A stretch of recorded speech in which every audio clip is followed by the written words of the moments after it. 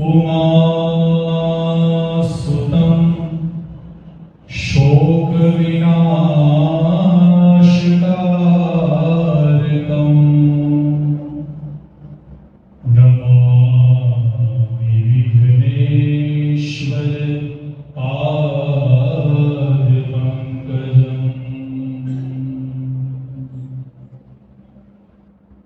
ब्रह्मानन्दं परमसुखदं केवलं ज्ञानमूर्ति द्वन्द्वातीतं गगनसदृशं तत्त्वमस्यादिलक्ष्यम् एकं नित्यं विमलमचलं सर्वधि साक्षिभूतं भावातीतं त्रिगुणरहितं सद्गुरु त्वां नमामि।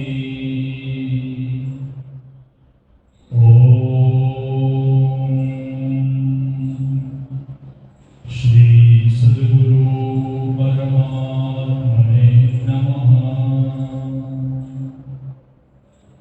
महावाणी महाविद्या श्रुति स्मृति प्रदायिनी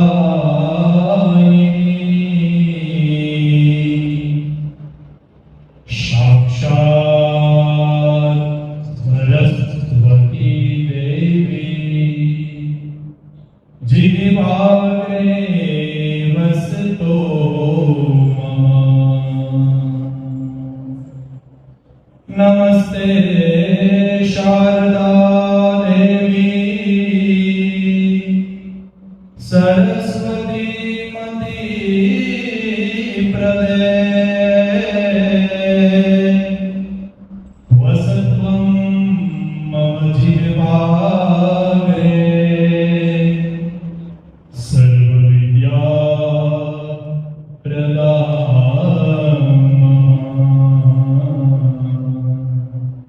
सर्वविद्या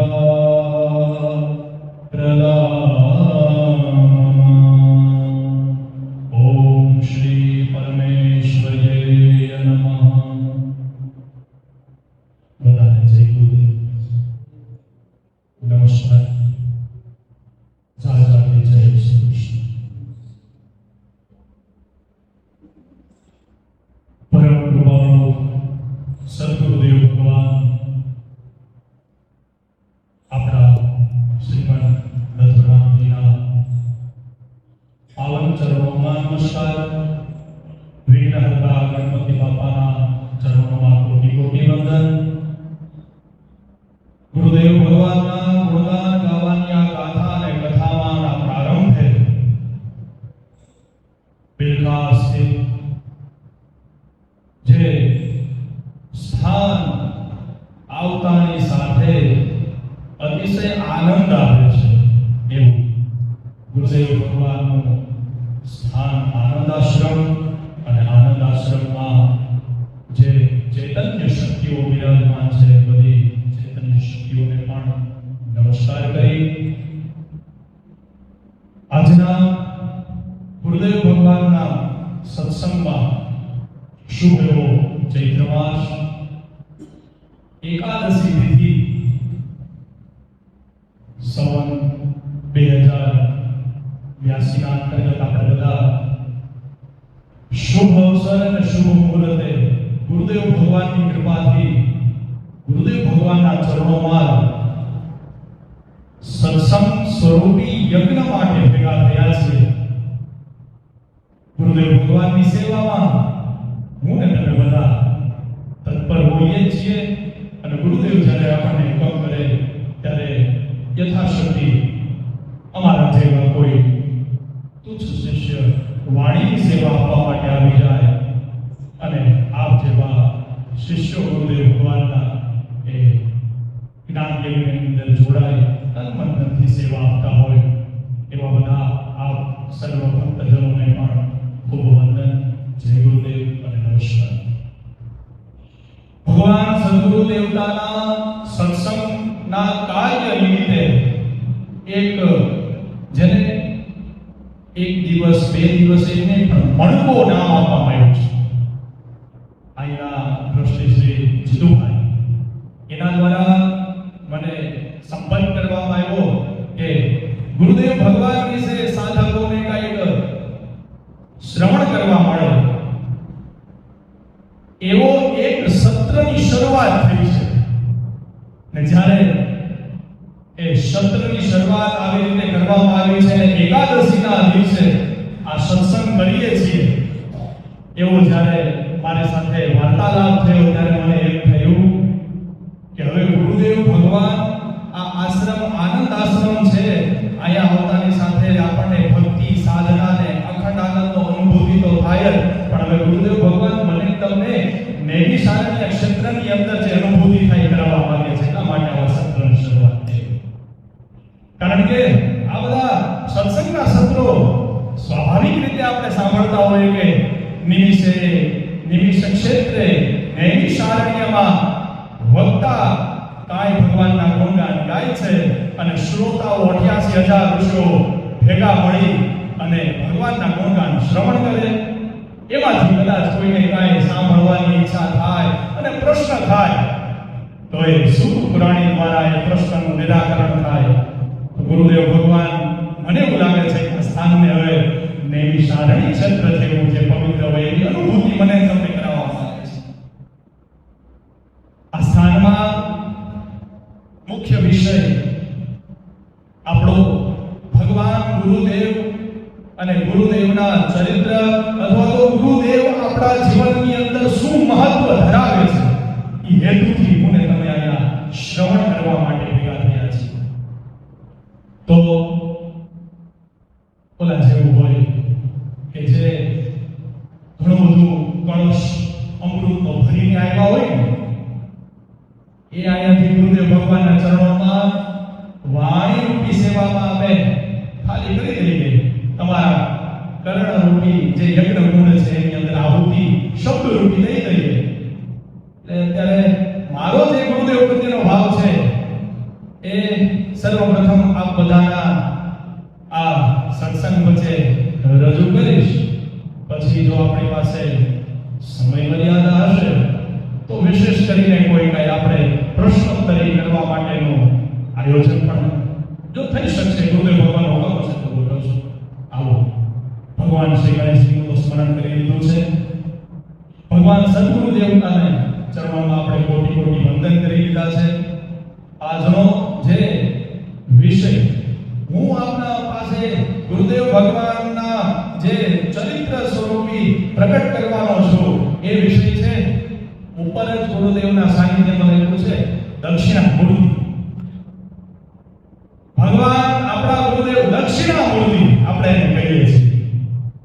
તો ઘણી બધી વાર એવું થાય કે આ દક્ષિણામૂર્તિ શબ્દ જે છે એ શબ્દનો અર્થ શું અને દક્ષિણામૂર્તિ આપણા ગુરુદેવ ભગવાનને આપણે શું નામ કહીએ છીએ એનું આજે તત્વ અથવા તો એ શબ્દ વિષયક જાણકારી અને એ જાણકારીની સાથે સાથે આપણા ગુરુદેવ ભગવાનનું મહત્વ એ આપણે આજે શ્રવણ કરવાના છીએ.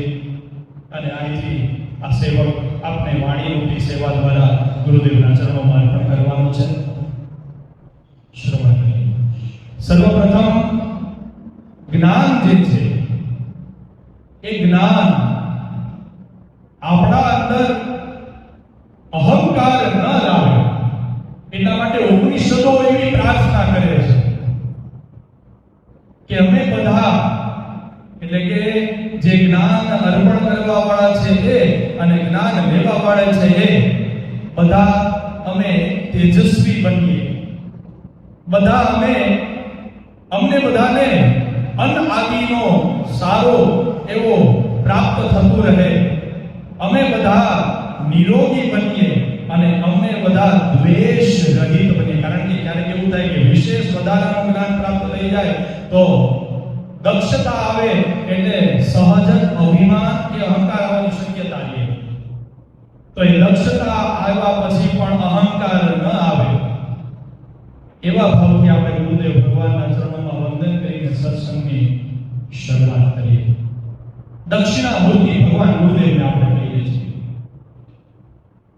દક્ષિણામૂર્તિ આ શબ્દ જે છે એ ભગવાન શિવનો એક અવતાર છે અને ભગવાન શિવના અવતારનું નામ છે દક્ષિણામૂર્તિ. દક્ષિણામૂર્તિ દક્ષિણામૂર્તિ અથવા તો દક્ષિણામૂર્તિ શું કામ કહેવામાં આવે અથવા તો કયા જીવાત્મા એવા શ્રેષ્ઠ વ્યક્તિને આવું બિરુદ લાગુ પડે કે જેને આપણે દક્ષિણામૂર્તિ કહી શકીએ. તો આપણા જગતગુરુ શંકરાચાર્ય મહારાજે બહુ શ્રેષ્ઠ અલગ અલગ સ્તોત્રો અને શાસ્ત્રોની રચના કરી. એમાંનું એક સ્તોત્ર છે દક્ષિણામૂર્તિ સ્તોત્ર. દક્ષિણામૂર્તિ કોણ છે? તો કે ભગવાન શિવ એમનું એક અવતાર જે ગુરુદેવ જગતગુરુ સ્વરૂપે વિરાજમાન છે એ મહાદેવના અવતારને દક્ષિણામૂર્તિ અવતાર કહેવામાં આવે છે. જગતગુરુ શંકરાચાર્ય એને દક્ષિણામૂર્તિ સ્તોત્રની જે રચના કરી એમાંનો ખૂબ પ્રસિદ્ધ એક શ્લોક છે. ચિત્રમ વટતરોર મૂલે, ચિત્રમ વટતરોર મૂલે, એમાં દક્ષિણામૂર્તિ ભગવાન મહાદેવ છે એનો અવતારનું વર્ણન કરવામાં આવ્યું છે. શું શ્લોક છે?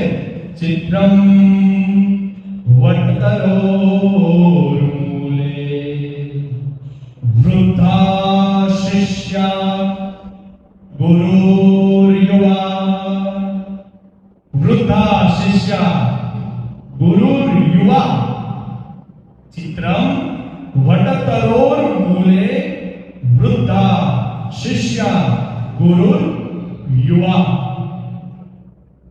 ગુરુસ્તે ગુરોસ્તે મૌન વ્યાખ્યાનમ, ગુરોસ્તે મૌન વ્યાખ્યાનમ. ગુરુદેવે કેવું વ્યાખ્યાન કર્યું? મૌન વ્યાખ્યાનમ. અને શું કર્યું આગળ આવશે, પણ એનાથી શું થયું? ગુરોસ્તે મૌન વ્યાખ્યાનમ શિષ્યા છિન્ન સંશય, શિષ્યાસ્તુ છિન્ન સંશય, શિષ્યાસ્તુ છિન્ન સંશય. મૌન માત્રથી ગુરુદેવ ભગવાન જે એના શિષ્યો છે એમના સંશયોનું છેદન કરી નાખે એ દક્ષિણામૂર્તિ ગુરુદેવ કહેવાય. હવે કેવી રીતે? તો આપણે પહેલા દક્ષિણામૂર્તિ ભગવાન શિવનો અવતાર શું કામ થયો એ આપણે ટૂંકમાં જાણી લઈએ. સૃષ્ટિ ઉત્પત્તિની કથા શ્રીમદ ભાગવતજીની અંદર પણ છે અને અન્ય પુરાણોની અંદર, વેદોની અંદર પણ સૃષ્ટિ ઉત્પત્તિની જે પ્રક્રિયા છે એ દર્શાવવામાં આવી છે. એમની અંદર સાત્વિક ગુણ ભગવાન પરબ્રહ્મ નારાયણ, એ નારાયણની નાભીમાંથી એક કમલદળ ઉત્પન્ન થયું. એ પણ આપણને કથા ખબર હોય. એમના ઉપર રાજસિક ગુણ ધરાવનાર 5 મુખ જેના છે એવા બ્રહ્માજી, એ બ્રહ્માજીનો પ્રાદુર્ભાવ થાય અને એમને જ્યારે ક્રોધ આવે, અને ક્રોધ શું કામ આવે છે?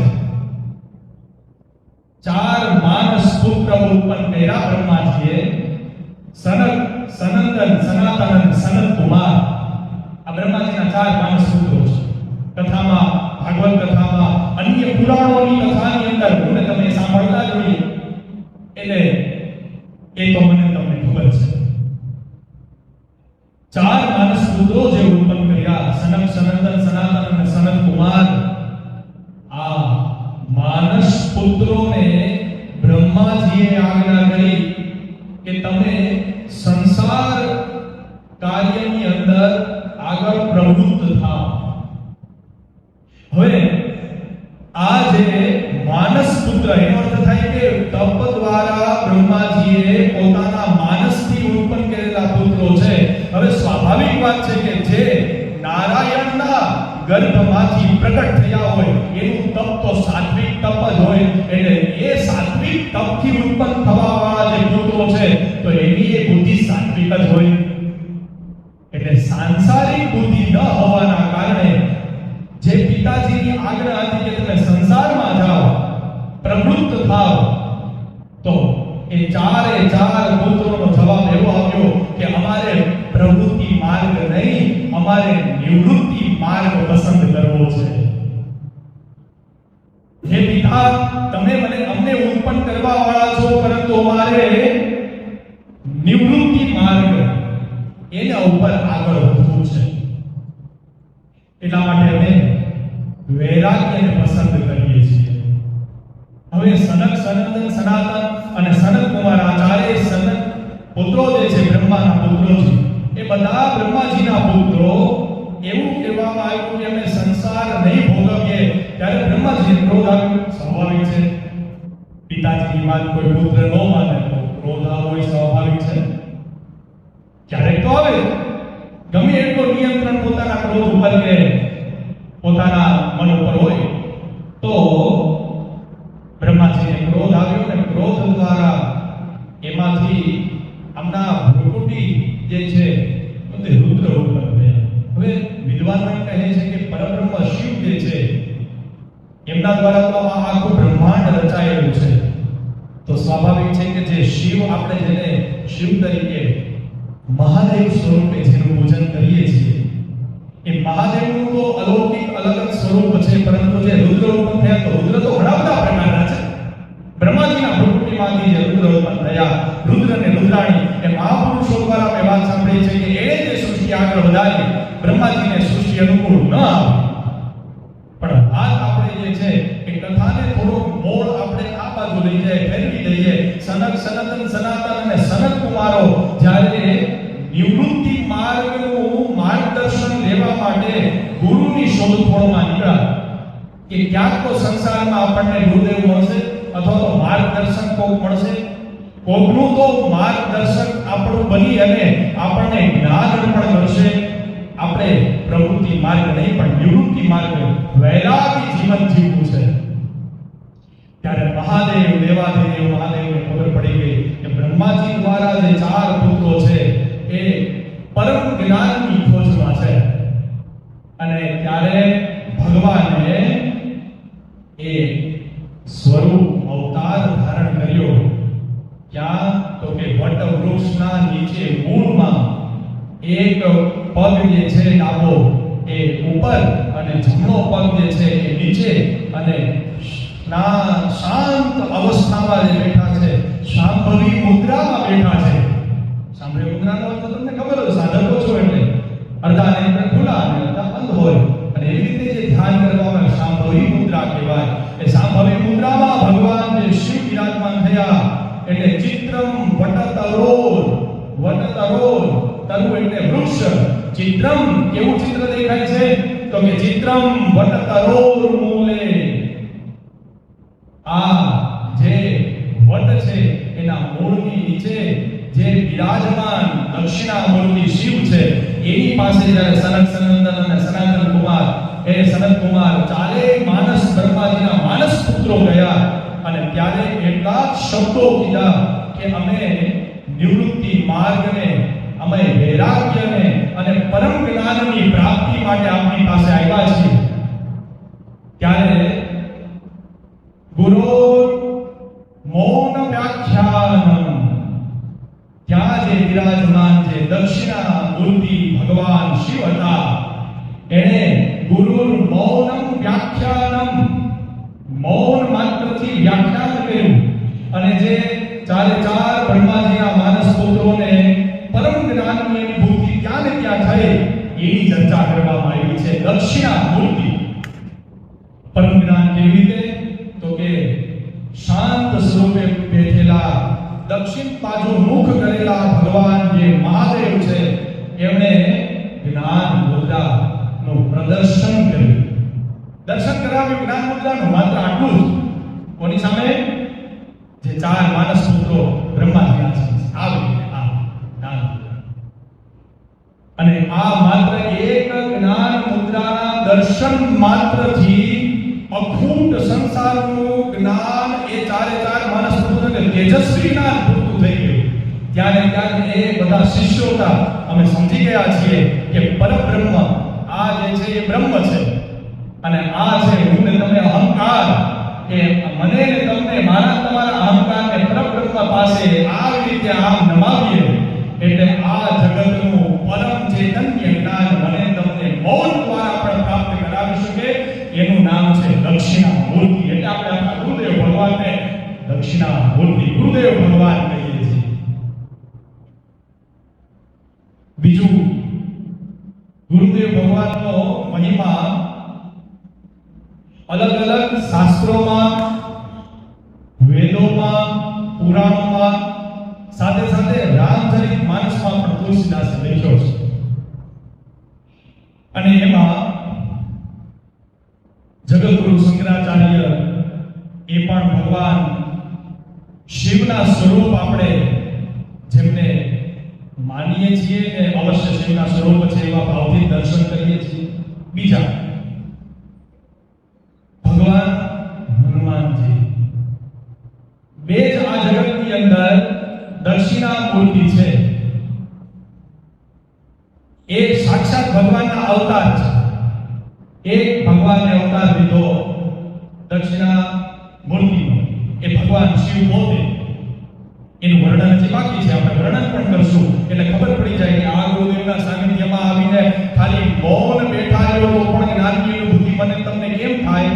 એ દક્ષિણામૂર્તિનો આખું આપણે જે એમનું સ્વરૂપ છે એનું વર્ણન બાકી છે, પરંતુ જે ગુરુદેવ ભગવાન જ્યારે જ્યારે આપણા જીવનની અંદર આવે છે, જેવા જેવા ગુરુદેવે આપણા જીવનની અંદર ધર્મ, અર્થ, કામ અને મોક્ષ આ ચતુર્વિધ ફલની કેવી રીતે આપણને પ્રાપ્તિ થાય એ સમજાવવા માટે પ્રગટે છે, અવતાર લે છે.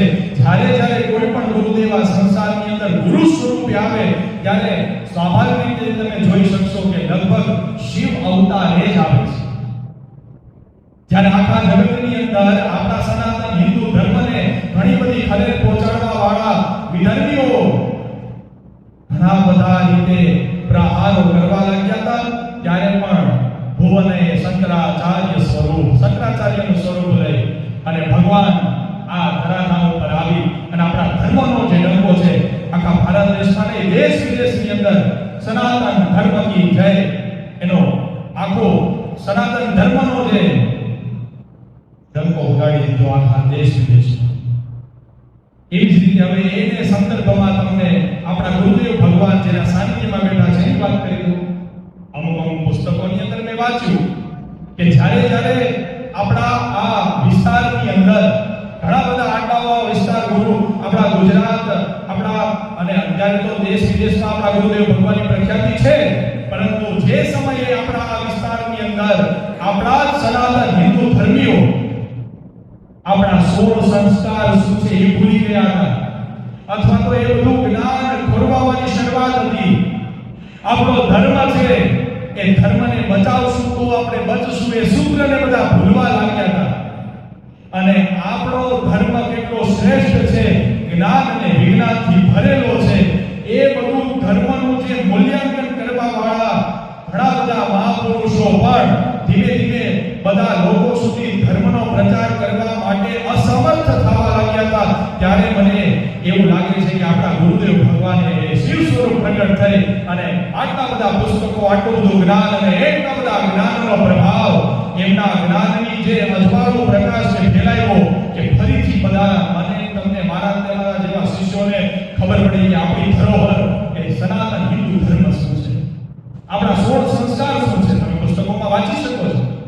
નૈમિતિક પ્રકાશન નામનું જે પુસ્તક છે આપણા ગુરુદેવનું, એ પુસ્તકની અંદર બધા વિધિ-વિધાનો બતાવેલા છે ને કે જેના અંદરથી સરળતાથી કર્મકાંડ કરવા વાળા ગુરુદેવ એ સરળતાથી કર્મકાંડ કરી શકે છે.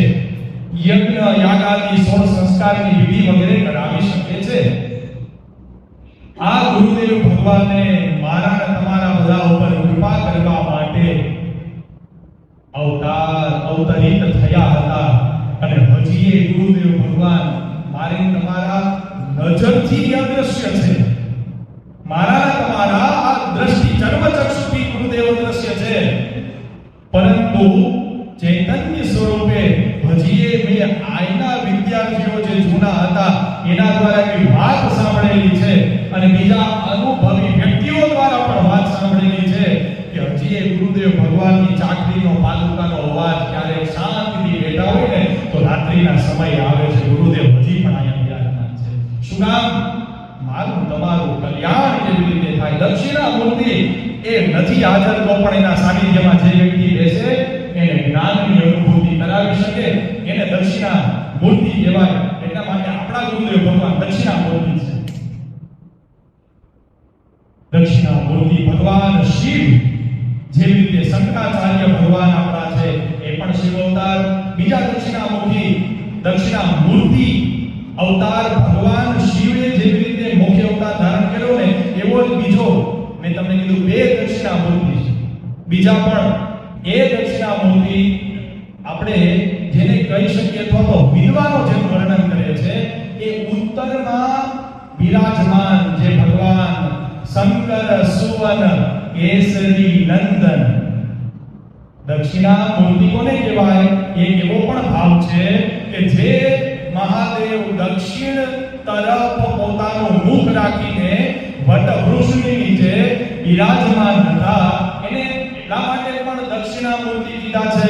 અને સાથે સાથે પોતાની દક્ષતાથી એ બધા વિદ્યાર્થીઓને મૌન માત્રથી જ્ઞાનનો પ્રાદુર્ભાવ એમના શિષ્યોની અંદર કરી દે એટલા માટે પણ દક્ષિણામૂર્તિ કીધા છે.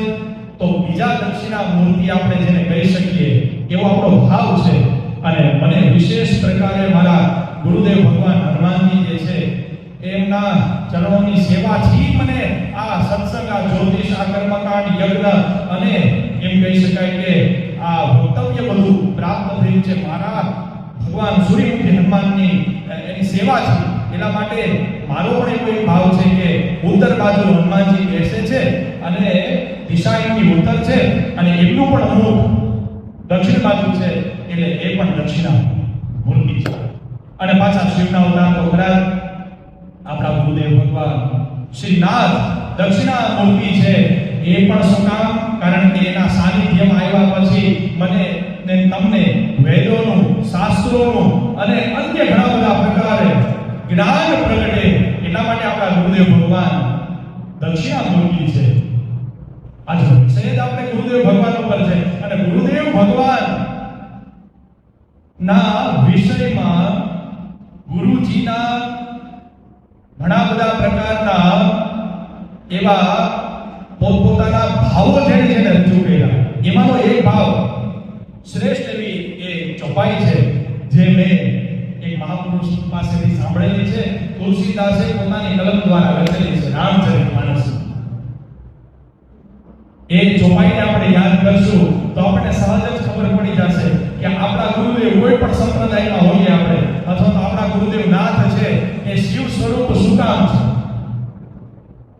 મહાદેવનું જ્યારે આરાધન કર્યું ત્યારે તુલસીદાસજી એમ કહે છે કે તુમ ત્રિભુવન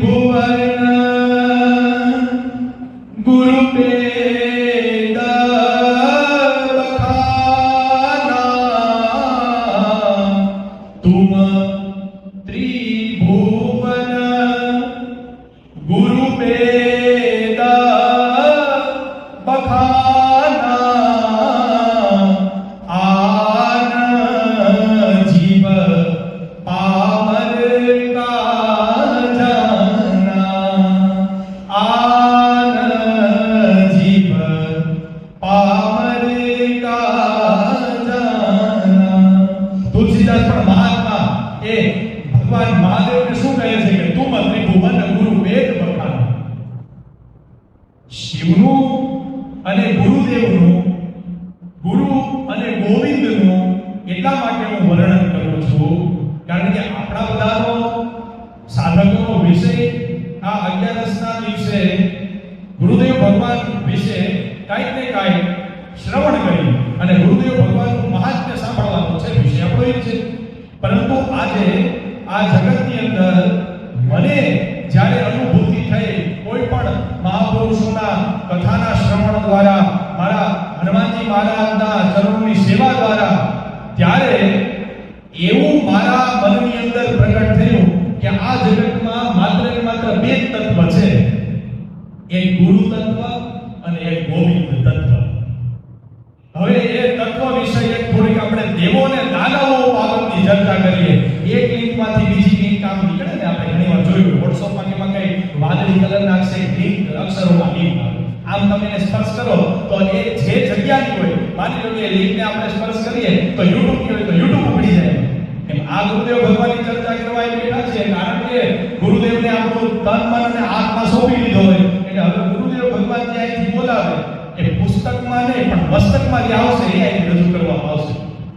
એટલે ગુરુદેવ ભગવાન અહીં જીવન અનુભૂતિ કરે છે. નવો બીજો એક વિષય દેવો અને દાનવો વચ્ચેનો વિષય છે, એમાં આપણે જાણીએ. સમુદ્ર મંથન જ્યારે થયું તો એક બાજુ દેવો ખેંચે, એક બાજુ દાનવો ખેંચે છે. પેલું દોરડું જે છે વાસુકી નાગવાળું. તો જ્યારે ગુરુદેવનો મહિમા આપણે આપણા શ્રીમદ ભાગવત મહાપુરાણની અંદર જે કથા એક બતાવવામાં આવી છે એમાં ગુરુદેવ ભગવાનનો મહિમા બતાવ્યો છે, એ આપણે સાંભળ્યું. એક સમય એવો આવ્યો કે ઇન્દ્રદેવ એમના બધા સ્વર્ગના જે વ્યંજનો હતા, અપ્સરાઓ હતા અને વાદ્ય વગાડવા વાળા જે ગંધર્વો હતા, એની સભાઓની અંદર એટલા તલ્લીન થઈ ગયા હતા કે દેવરાજ ઇન્દ્રએ એમના ગુરુદેવ આવ્યા, દેવગુરુ બૃહસ્પતિ એ આવ્યા તોય છતાંય એમનું સન્માન ન થયું. આવી એક કથા ભગવતજીની અંદર છે. એટલે ઇન્દ્રદેવે ઇગ્નોર કર્યા. ગુરુદેવ આવે એટલે સ્વાભાવિક આપણે કોઈ પણ મહાપુરુષ આવે આપણી અંદર એટલો વિવેક હોવો જોઈએ કે આપણે આપણા સ્થાન ઉપરથી ઊભા થઈ અને માત્ર વંદન કરી શકીએ તો પણ ભલે, અથવા તો આપણે એને સત્કાર આપવા માટે આપણા સ્થાન ઉપરથી ઊભા થઈએ. એવો મારા તમારી અંદર વિવેક હોય. અને વિવેક પણ સત્સંગથી જ આવે. એ જો ભાઈ ઘણીવાર સાંભળી હશે, બિનુ સત્સંગ વિવેક નહીં હોય, રામ કૃપા બિનુ સુલભ ન સોઈ. બિનુ સત્સંગ વિવેક નહીં હોય. સત્સંગ વગર માણસના જીવનમાં વિવેક ન આવે. અને આપણે તે વિવેક એક જ જગ્યાએ કામ કરીને શું ખાલી ગુરુદેવ આવે એટલે આપણે એનું સન્માન જાળવીએ એટલા પૂરતો જ વિવેક હોય નહીં. વિવેક બુદ્ધિમાં પણ હોય, વિવેક વાણીમાં પણ હોય, વિવેક વર્તનમાં પણ હોય, વિવેક વિચારોમાં પણ હોય. વિવેક જે છે હરેક આપણા જીવનની પ્રક્રિયાઓની અંદર લાગુ પડે છે. અને જ્યારે આપણે અવિવેકી બની જઈએ તો અવિવેકી માણસ જે છે એ બધી રીતે પોતાનું નિયંત્રણ ગુમાવી દે.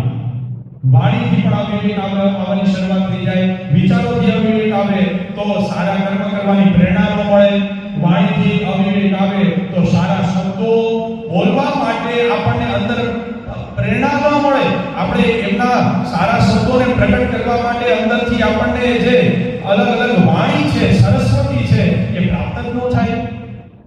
વિવેકની આપણા જીવનમાં આવશ્યકતા છે અને એ સત્સંગ વગર ન થાય. એટલા માટે પણ તમને બધાઈને અને સાથે સાથે જે અમારા જેમના દ્વારા કોન્ટેક્ટ થયો હતો એટલા માટે એટલું જ નામ મને આવડે છે, એટલે એવું કોઈ નથી કે એમનું નામ લો, પણ જીતુભાઈ એ બધાને હું ખૂબ જ બ્રાહ્મણ તરીકે ધન્યવાદ આપું છું કે તમે સત્સંગનું આયોજન 11ના સમયે 11ના દિવસે આ કર્યું છે. ગુરુદેવ ભગવાનના સાનિધ્યમાં આ સત્સંગનું આયોજન કરવાનો વિચાર જેને આવ્યો છે ને એની ઉપર પણ અસીમ ગુરુદેવ ભગવાનની કૃપા વરસી હોય તો જ આવો વિચાર આવે. નહીંતર સત્સંગ કરવાનો વિચાર જાજા બધા પુણ્ય હોય અને સત્સંગમાં આવવાનો વિચાર એ જાજા બધા પુણ્ય હોય તો જ આવે.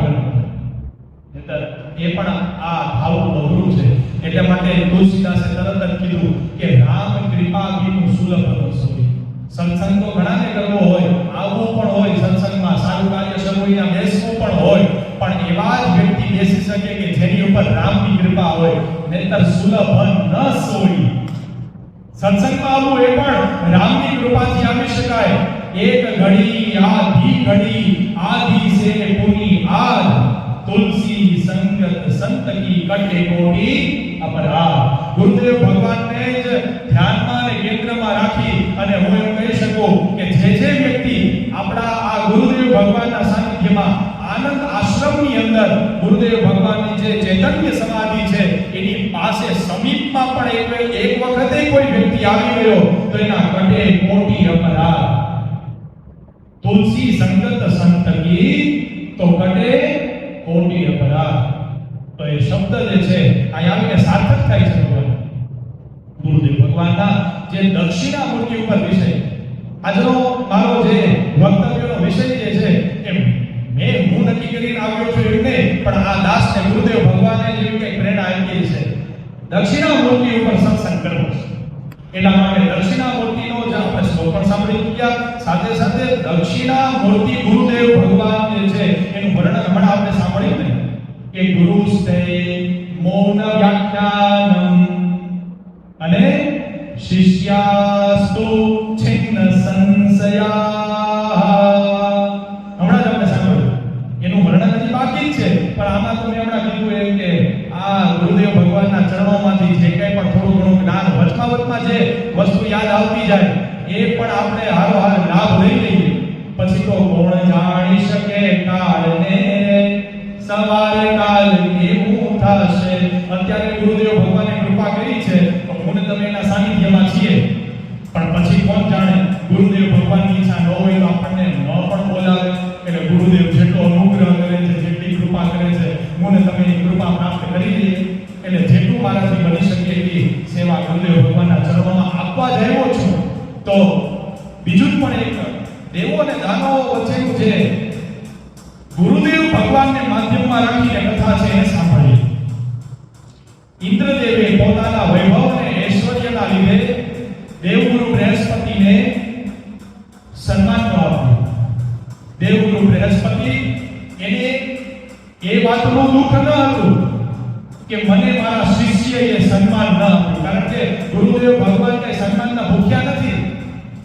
પરંતુ ગુરુદેવ ભગવાનને એમ થયું દેવગુરુ બૃહસ્પતિને કે ઇન્દ્રની અંદર અહંકાર આવ્યો છે અને આ અહંકાર દૂર થવો જોઈએ. જો અહંકાર દૂર નહીં થાય તો એ અહંકાર એવું અધપતનનું કારણ બની જશે. કોને એવો વિચાર આવ્યો? બૃહસ્પતિ ગુરુદેવ. એટલે ગુરુદેવ ઇન્દ્રની સભામાં આવ્યા હતા, ત્યાંથી અંતર ધ્યાન થઈ ગયા, અદૃશ્ય થઈ ગયા. અને પછી ઇન્દ્રને પોતાની ભૂલ સમજાય પછી એમ થયું કે આપણે તો ગુરુદેવનું અપમાન કર્યું, બહુ ભયંકર ભૂલ કરી છે, હું કરું છું. એટલે ખૂબ જ શોધખોળ કરી ગુરુદેવની, પણ દેવગુરુ બૃહસ્પતિ ક્યાંય મળ્યા નહીં. બ્રહ્માજી પાસે ગયા, પણ બ્રહ્માજી પણ એમ કહે કે આમાં હું કઈ ન કરી શકું, કારણ કે ગુરુદેવનું અપમાન તો તમે કર્યું છે અને આ જગતમાં ગુરુદેવનું અપમાન કોઈ કરે તો બીજા કોઈ દેવે એનો હાથ ન ચાલે. શું કામ? કારણ કે જેણે મને તમને જ્ઞાન આપ્યું છે, જેના જ્ઞાનની કૃપાથી હું ને તમે શાશ્વત આ જગત શું છે અને આ ભવસાગર જે છે એને પાર કરવાને ભવરોગ જે છે, ભવરોગની દવા મને તમને જે ગુરુદેવે આપી હોય એ ગુરુદેવનું જો હું ને તમે અપમાન કરીએ તો સ્વાભાવિક છે કે કોણ દેવતા આપણો હાથ પકડે. એટલે ઇન્દ્રદેવ બ્રહ્મા આદિ દેવતાઓ પાસે ગયા ત્યારે એવો જવાબ એને બધી જગ્યાએથી મળ્યો કે અમે આમાં ન કઈ કરી શકીએ, તમે ગુરુ જે છે એને ધારણ કરો. પણ આ વાતની જાણ દૈત્યો સુધી પહોંચી ગઈ. એવું અને દાનવ, દિતિ અને માતા અદિતિ એ બંનેના પુત્રો છે. કશ્યપ ઋષિ જે આપણા થયા કે કશ્યપ ઋષિના બે પત્ની દિતિ અને અદિતિ, એના દ્વારા દિતિના આદિત્યો અને અદિતિના દૈત્યો. તો આવી રીતે ઇન્દ્રાદી દેવતાઓ, ઇન્દ્ર એટલે એનો અર્થ એમ કે માત્ર ઇન્દ્ર નહીં, પણ પૂર્વમાં ઇન્દ્ર છે, અગ્નિપુણામાં અગ્નિદેવ, દક્ષિણમાં યમદેવ, પછી નૈઋત્યમાં નિરુતિદેવ, પશ્ચિમમાં વરુણ નામના દેવ છે, વાયુ ખૂણામાં વાયુદેવ છે, ઉત્તરમાં કુબેર નામના દેવ બિરાજમાન, ઈશાનમાં ઈશ્વર, આકાશમાં બ્રહ્મા, પાતાળમાં અનંત સ્વરૂપે શેષનારાયણ, આ બધા દેવ કહેવાય. એટલે દેવનું આખું મંડળ, આખું જૂથ જે છે એ ગુરુદેવ વગર પરેશાન થઈ. દેવગુરુ બૃહસ્પતિ એમને મૂકીને વયા ગયા એટલા માટે. આપણે ભગવાનની કઈ લીલા જશે. હવે પ્રશ્ન મોટો ઉભો થયો અને એમનો કોલાહલ થતા દૈત્યોને ખબર પડી ગઈ. દૈત્યના ગુરુદેવ શુક્રાચાર્ય છે. દૈત્યોના ગુરુને ખબર પડી અને દૈત્યોને ખબર પડી કે દેવતાઓ ગુરુ વિહોણા થયા છે, ગુરુ વગરના થયા છે. જે વ્યક્તિ ગુરુ વગરનો થાય એ તેજ એમનું જે હોય એ બધું તેજ એમનું નૂર જે છે એ ઘટી જાય. ગુરુદેવ ભગવાનના કોપમાં જે આવે એમનું બધું જ પ્રકારનું જ્ઞાન જે ક્ષીણ થઈ જાય, તેજ છે એ ઘટી જાય.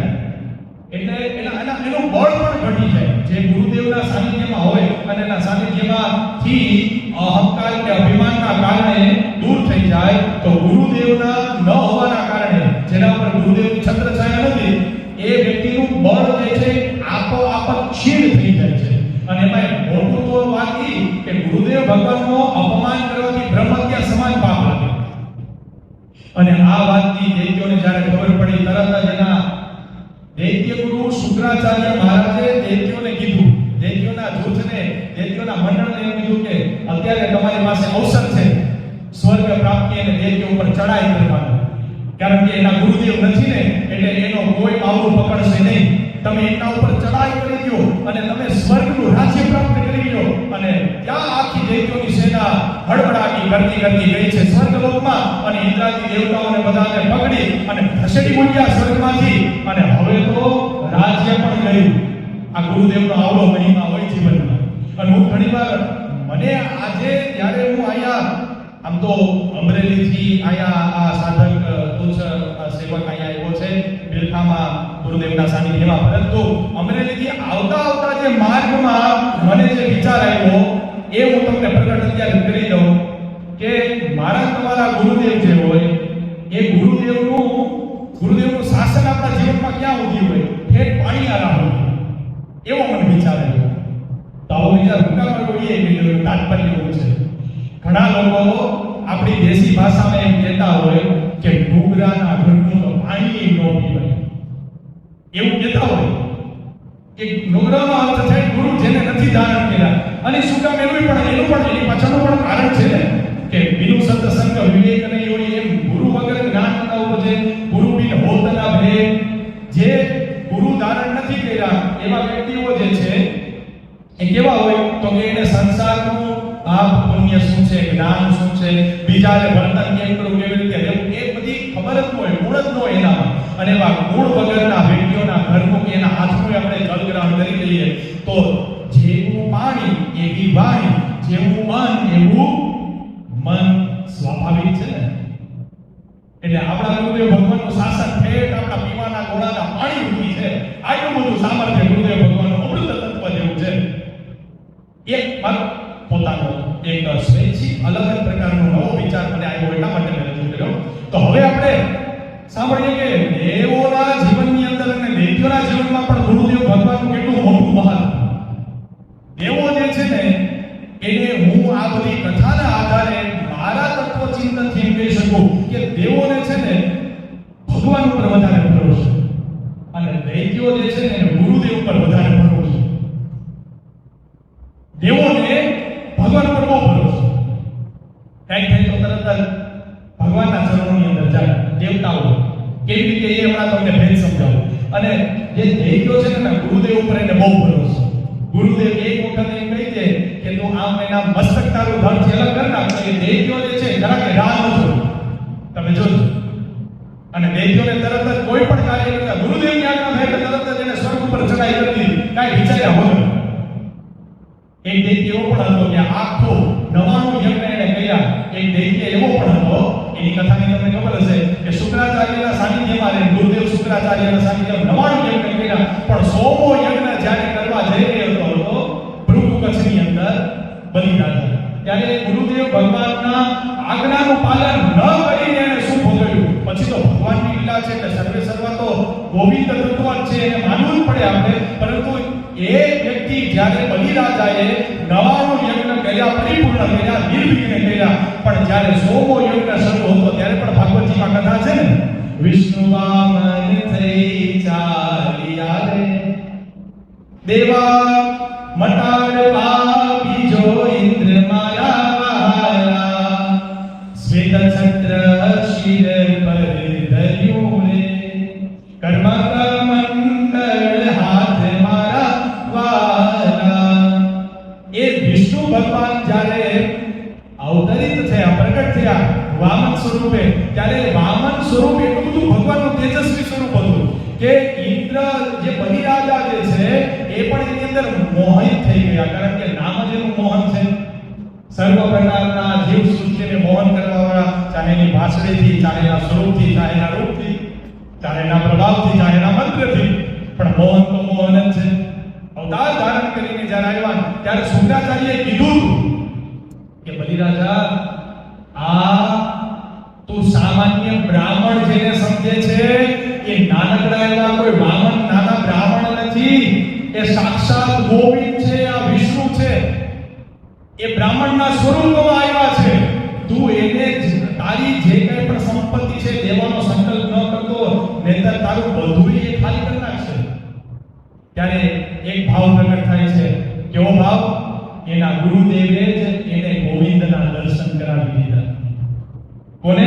બલિરાજાને પણ ગુરુદેવે દર્શન કરાવ્યા ને, ન્યાય સાબિત થયું ને.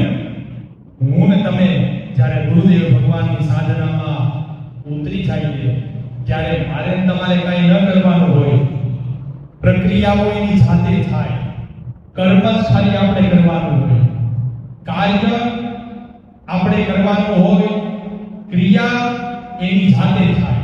કર્મ અને ક્રિયામાં ભેદ છે. કર્મ આપણે જાતે કરીએ, જ્ઞાનેન્દ્રિય છે, કર્મેન્દ્રિય છે, એ કર્મેન્દ્રિયોથી કર્મ થાય.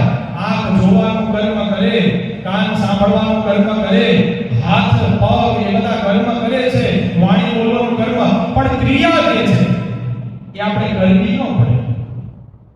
એ પ્રાકૃતિક ગુણોના કારણે ભગવાનની કૃપાથી થઈ રહી છે. ક્રિયામાં શું શું આવે? હૃદય ધબકવું, આ ક્રિયા છે. કર્મ અને ક્રિયા વચ્ચેનો ભેદ.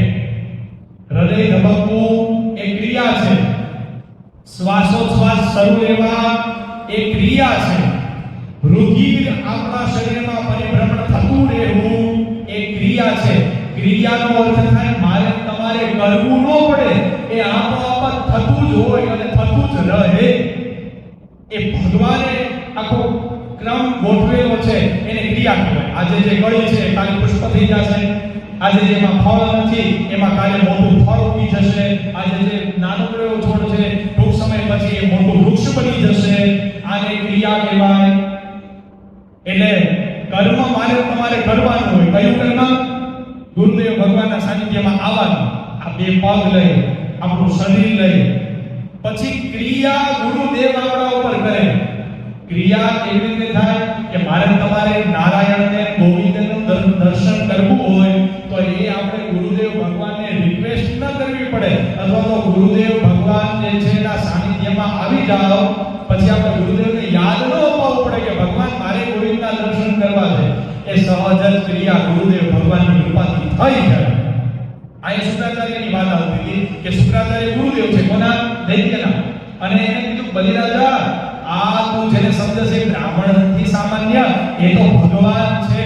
ત્યારે બલિરાજાએ એવા શબ્દ કીધા કે હે ગુરુદેવ, તમે મારા પરમ પૂજનીય ગુરુદેવ છો અને તમારા આશીર્વાદથી મેં 99 યજ્ઞ પરિપૂર્ણ કર્યા અને આજે 100મો યજ્ઞ છે. બ્રાહ્મણ સ્વરૂપે મારે યજ્ઞની અંદર મારે આંગણે તમારી કૃપાથી ભગવાન આવ્યા છે, એવો ભાવ કરીને મારી સંપત્તિને દઈ દીધી. એના માટે બે પ્રક્રિયામાં જો સમજી શકાય તો તત્વ જો સમજીએ ને એ ગુરુ અને શિષ્ય વચ્ચેનો, તો ગુરુદેવ ત્યાં ને ત્યાં એનાથી નારાજ થઈ ગયા. કોનાથી? બલિરાજા. એટલે સ્વર્ગ પ્રાપ્તિ માટે છેલ્લો યજ્ઞ હતો, પણ ગુરુદેવ નારાજ છે એટલે સીધું પાતાળનું એને લોક મળ્યું, સ્વર્ગનું ન પ્રાપ્ત થયું. પેલો ગુરુદેવનો મહિમા એ દૈત્યો દ્વારા આપણે સમજીએ છીએ, પણ મહિમા તો ગુરુદેવનો જ છે ને. હવે ભગવાન ભગવાન વિષ્ણુએ પછી તો 3 ડગલાની અંદર જે કંઈ પણ એ પ્રક્રિયા થઈ અને ખૂબ એની પર પણ કૃપા કરી, બલિરાજા ઉપર પણ કૃપા કરી. ભગવાનનો સ્વાભાવિક સ્વરૂપ છે, ભગવાન બધા ઉપર ઉદાર જ કરે. હવે વચમાં હજી એક વાત કહી દઉં કે આપણને એવો મનમાં પ્રશ્ન ક્યારેક જીવનમાં થતો હોય, ઘણા બધા વ્યક્તિને થતો હોય. આ સોશિયલ મીડિયાના માધ્યમથી એ પણ એક ભેદ ખોલવા માટે આજે આપણે ગુરુદેવ અવસર આપ્યો છે, તો એ પણ એક પ્રશ્નનો જવાબ આપણા આ સત્સંગ દ્વારા તમને આપી દઉં. ઘણા વ્યક્તિઓને એવો પ્રશ્ન થાય છે કે શું ગુરુદેવને ધારણ ન કરીએ તો ભગવાન ન મળે? કારણ કે સર્વ ખલુ ઇદમ બ્રહ્મ, ઉપનિષદ અને વેદ તો એમ કહે છે સર્વ ખલુ ઇદમ બ્રહ્મ.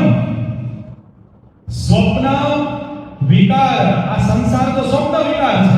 શંકરાચાર્ય એમ કહે છે આખું જગત છે એ મિથ્યા છે અને બ્રહ્મ સત્ય, જગત મિથ્યા. તો જો બ્રહ્મ સત્ય હોય તો પછી મને તમને ઉત્પન્ન કરવાવાળા ભગવાન જ હોય, ગોવિંદ તત્વ જ હોય, તો શું ગુરુને ધારણ ન કરીએ તો ગોવિંદ પ્રાપ્ત ન થાય? એવો પ્રશ્ન ઘણાય હોય ને, તો એ પ્રશ્નનો જવાબ એવો છે તોય ભગવાન તો પ્રાપ્ત થાય, પણ કેવી રીતે થાય એનું એક નાનકડું દ્રષ્ટાંત આપો. ગુરુ ધારણ ન કર્યા હોય ને એવા 2-3 વ્યક્તિઓ મારા ધ્યાનમાં શાસ્ત્ર મુજબ છે. એક છે હિરણાક્ષ નામનો દૈત્ય. એને કોઈ ગુરુદેવ ભગવાનનું જ્ઞાન હતું નહીં, એને પણ ભગવાન પ્રાપ્ત થયા. કેવી રીતે થયા? પૃથ્વીને રસાતળની અંદર લઈ ગયો હિરણાક્ષ નામનો દૈત્ય. અને એ દૈત્ય એનો સંહાર ભગવાન નારાયણે વરા અવતાર ધારણ કરીને એનો સંહાર કર્યો. એટલે ભગવાન તો મળ્યા. રીજ ભજો કે ખીજ, ભગવાન તો મળે. બીજો એક વ્યક્તિ એનો જ ભાઈ હિરણ્યકશિપુ, એને ક્યાંક કોઈ ગુરુદેવની આજ્ઞા માની, એને પોતાની જાતે જેમ આવે એમ જ જીવન જીવ્યું. એમનો જે સંતાન હતો એ પણ ભગવાન નારાયણના ભક્ત હતા, હિરણ્યકશિપુ. એમના ત્યાં પ્રહલાદ, અને પ્રહલાદ પણ નારાયણના ભક્ત હતા, પણ તોય છતાં એને નારાયણની વિદ્યા પ્રાપ્ત ન થઈ. ત્યારે પણ એને એવાય દૈત્યને પણ ભગવાન કેમ કે દયાળુ છે, ભગવાનના હાથે જે વ્યક્તિનું મૃત્યુ થાય ભગવાન મારવા નહીં, ભગવાન કોઈ પણ સંજોગે આવે, કોઈ પણ વ્યક્તિ માટે આવે અને તારવા આવે, મારવા નહીં. એટલે હિરણ્યકશિપુ એને પણ ભગવાન પ્રાપ્ત થયા, પણ મને તમને ખબર છે કેવી રીતે પ્રાપ્ત થયા. ઋષિ અવતારમાં ભયંકર સ્વરૂપે એનો સંહાર થયો છે. ભલે એને પણ મોક્ષ જ મળ્યો, પરંતુ એ નારાયણના નામનો દ્રોહ કરી અને જીવન જીવે એટલે કેટલુંક પરમાનંદની અનુભૂતિ થાય. હે બ્રહ્માનંદમ પરમ સુખદમ. એ દૈત્યોને શું ખબર હોય કે ગુરુદેવ ભગવાન બ્રહ્માનંદમ પરમ સુખદમ છે. જે વ્યક્તિ રોગી હોય એને ખબર જ હોય કે સ્વાસ્થ્ય શું છે. હે જે વ્યક્તિએ પોતાના જીવનમાં કોઈ દિવસ નિદ્રા શયન સરખી રીતે નિદ્રા ન કરી હોય એને શું ખબર હોય કે નિદ્રા કર્યા પછી આરામની અનુભૂતિ શું છે. જે વ્યક્તિએ રામનું નામ લીધું જ આ જગતમાં ન હોય એ રામ નામ વિના આરામ નહીં, હરિ ભજન વિના સુખ શાંતિ નહીં, કૃષ્ણ નામ વિના આરામ નહીં, હરિ ભજન વિના. એ રામનું નામ, એ કૃષ્ણનું નામ, એ કૃષ્ણના એ ગોવિંદના દર્શન કરાવે કોણ? મને તમને ગુરુદેવ ભગવાન કરાવે. એની અનુભૂતિ મને તમને કરાવે કોણ? ગુરુદેવ ભગવાન કરાવે. એટલા માટે ગુરુદેવનું મોટું મહાત્મ્ય. હવે વાત રહી દૈત્યોએ જ્યારે સ્વર્ગ ઉપર ચડાઈ કરી, શું કામ કરી હતી એની પણ કથા છે. ગુરુના મહિમાને અંતર્ગત આપણે ચર્ચા કરી રહ્યા છીએ. ગુરુદેવ ભગવાન એમના માથે કોપાયમાન થયા. કોના માથે? ઇન્દ્રાદી દેવતાઓ ઉપર. શું કામ? કારણ કે ઇન્દ્રએ અપમાન કર્યું એવા કારણે. હવે દૈત્યોએ કરી ચડાઈ, કારણ કે શુક્રાચાર્ય ગુરુદેવે કીધું કે એમના ઉપર સ્વર્ગ ઉપર ચડાઈ કરો. દેવોને ખસેડી અને મારીને કાઢી મૂક્યા સ્વર્ગમાંથી. એ દેવો ગયા ભગવાન બ્રહ્મા પાસે બ્રહ્માજીએ કીધું કે ગુરુ ધારણ કરો ને તો તમારું તેજ હતું એ બધું પાછું આવશે, ગુરુ વગર પાછું નહીં આવે. એટલે ત્વષ્ટા નામના જે ઋષિ હતા એ ઋષિના સંતાન જે વિશ્વરૂપ હતા એ વિશ્વરૂપને 3 મુખ હતા. ખૂબ સુંદર બાળક હતા ત્વષ્ટાના. એ ત્વષ્ટા ઋષિના બાળક વિશ્વરૂપ બ્રહ્માજી કીધું કે એની પાસે નારાયણી વિદ્યા જે છે, નારાયણ કવચની વિદ્યા છે, એટલે એને તમે ગુરુ તરીકે ધારણ કરી લેશો. ઇન્દ્રાદી દેવતાઓ તરત જ ગયા ત્વષ્ટા ઋષિ પાસે. એમના સંતાનને મળવા માટે 3 મુખ હતા. એ 3 મુખની ચર્ચા અત્યારે નથી કરવી, પણ આમ ચર્ચા કરી શકાય એવી છે. 3 મુખ શું કામ હતા? આપણા ગુરુદેવ ભગવાનના શ્લોકમાં આવે છે ને કે તત્વમસ્યાદિ લક્ષમ ત્રિગુણ રહિતમ ભાવાતીતમ ભાવ અતીતમ ત્રિગુણ રહિતમ. એ જે વિશ્વરૂપ નામના જે ઋષિ હતા એને 3 મુખ હતા, એમાં ત્રિગુણ હતા.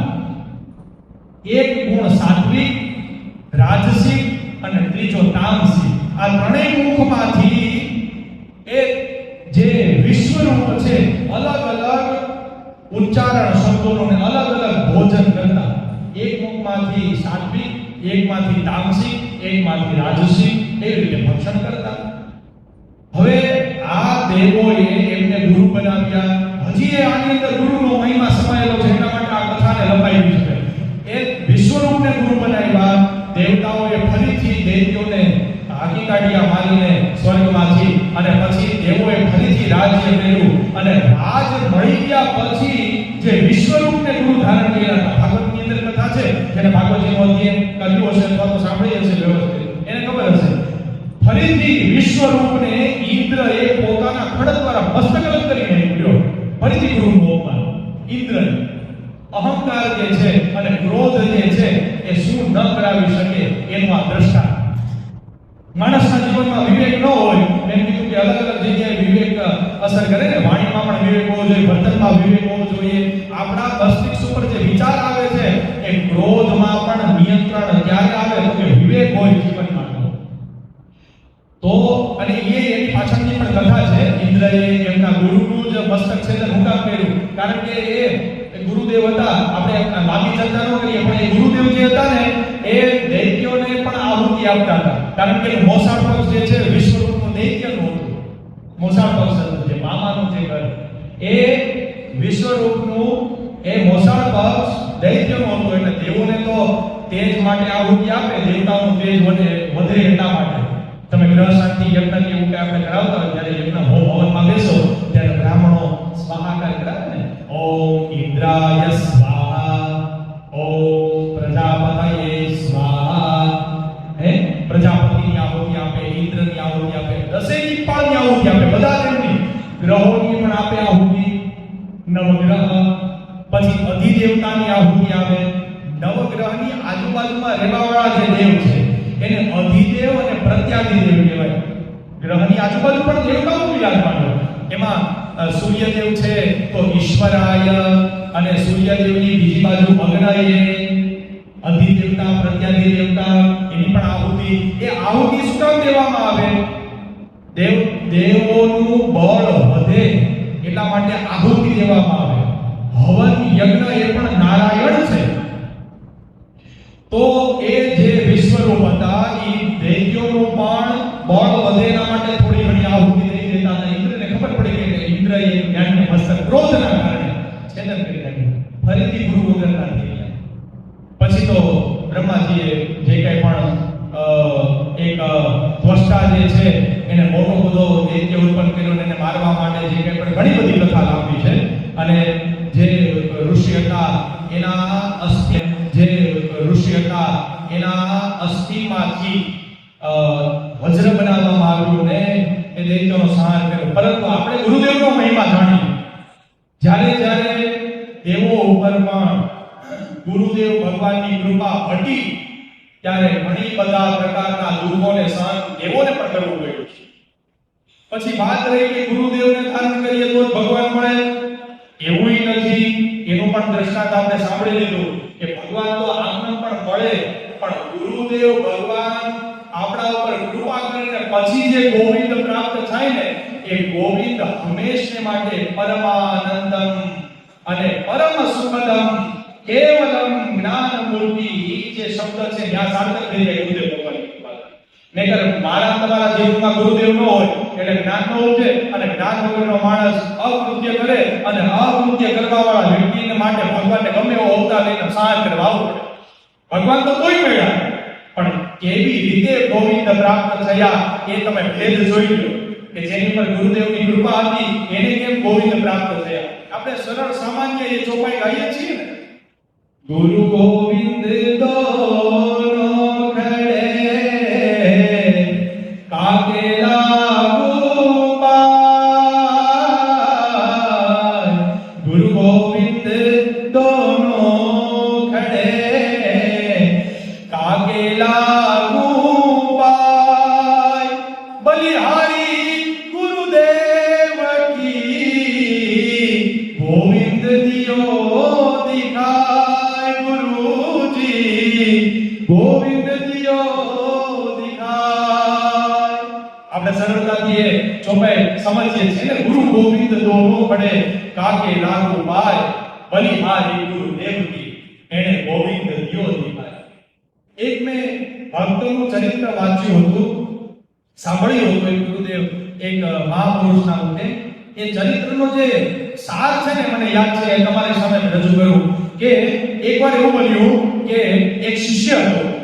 એ શિષ્ય પોતાનું જીવન ભક્તિમય જીવતો હતો, અને એ ભક્તિમય જીવન જીવતા જીવતા રોજ એ શિષ્યના ઘરે ગુરુદેવ આવતા હતા, અને એના સમયે ગુરુદેવ આવે, અને એ સમય આવી અને શિષ્ય પાસે જે કંઈ પણ જ્ઞાન દેવું હોય તો જ્ઞાન, અને કંઈ પણ અન્ન જલ ગ્રહણ કરવું હોય તો ગુરુદેવ આવી અને એમની પાસે આવે, અથવા તો શિષ્યની ખબર અંદર હોય તો આવી પાછા ગુરુદેવ યાદ આવે. એક વખત બન્યું એવું કે શિષ્ય ભગવાન ગુરુદેવની ખૂબ સેવા કરતો હતો, ખૂબ સેવા કરતો હતો.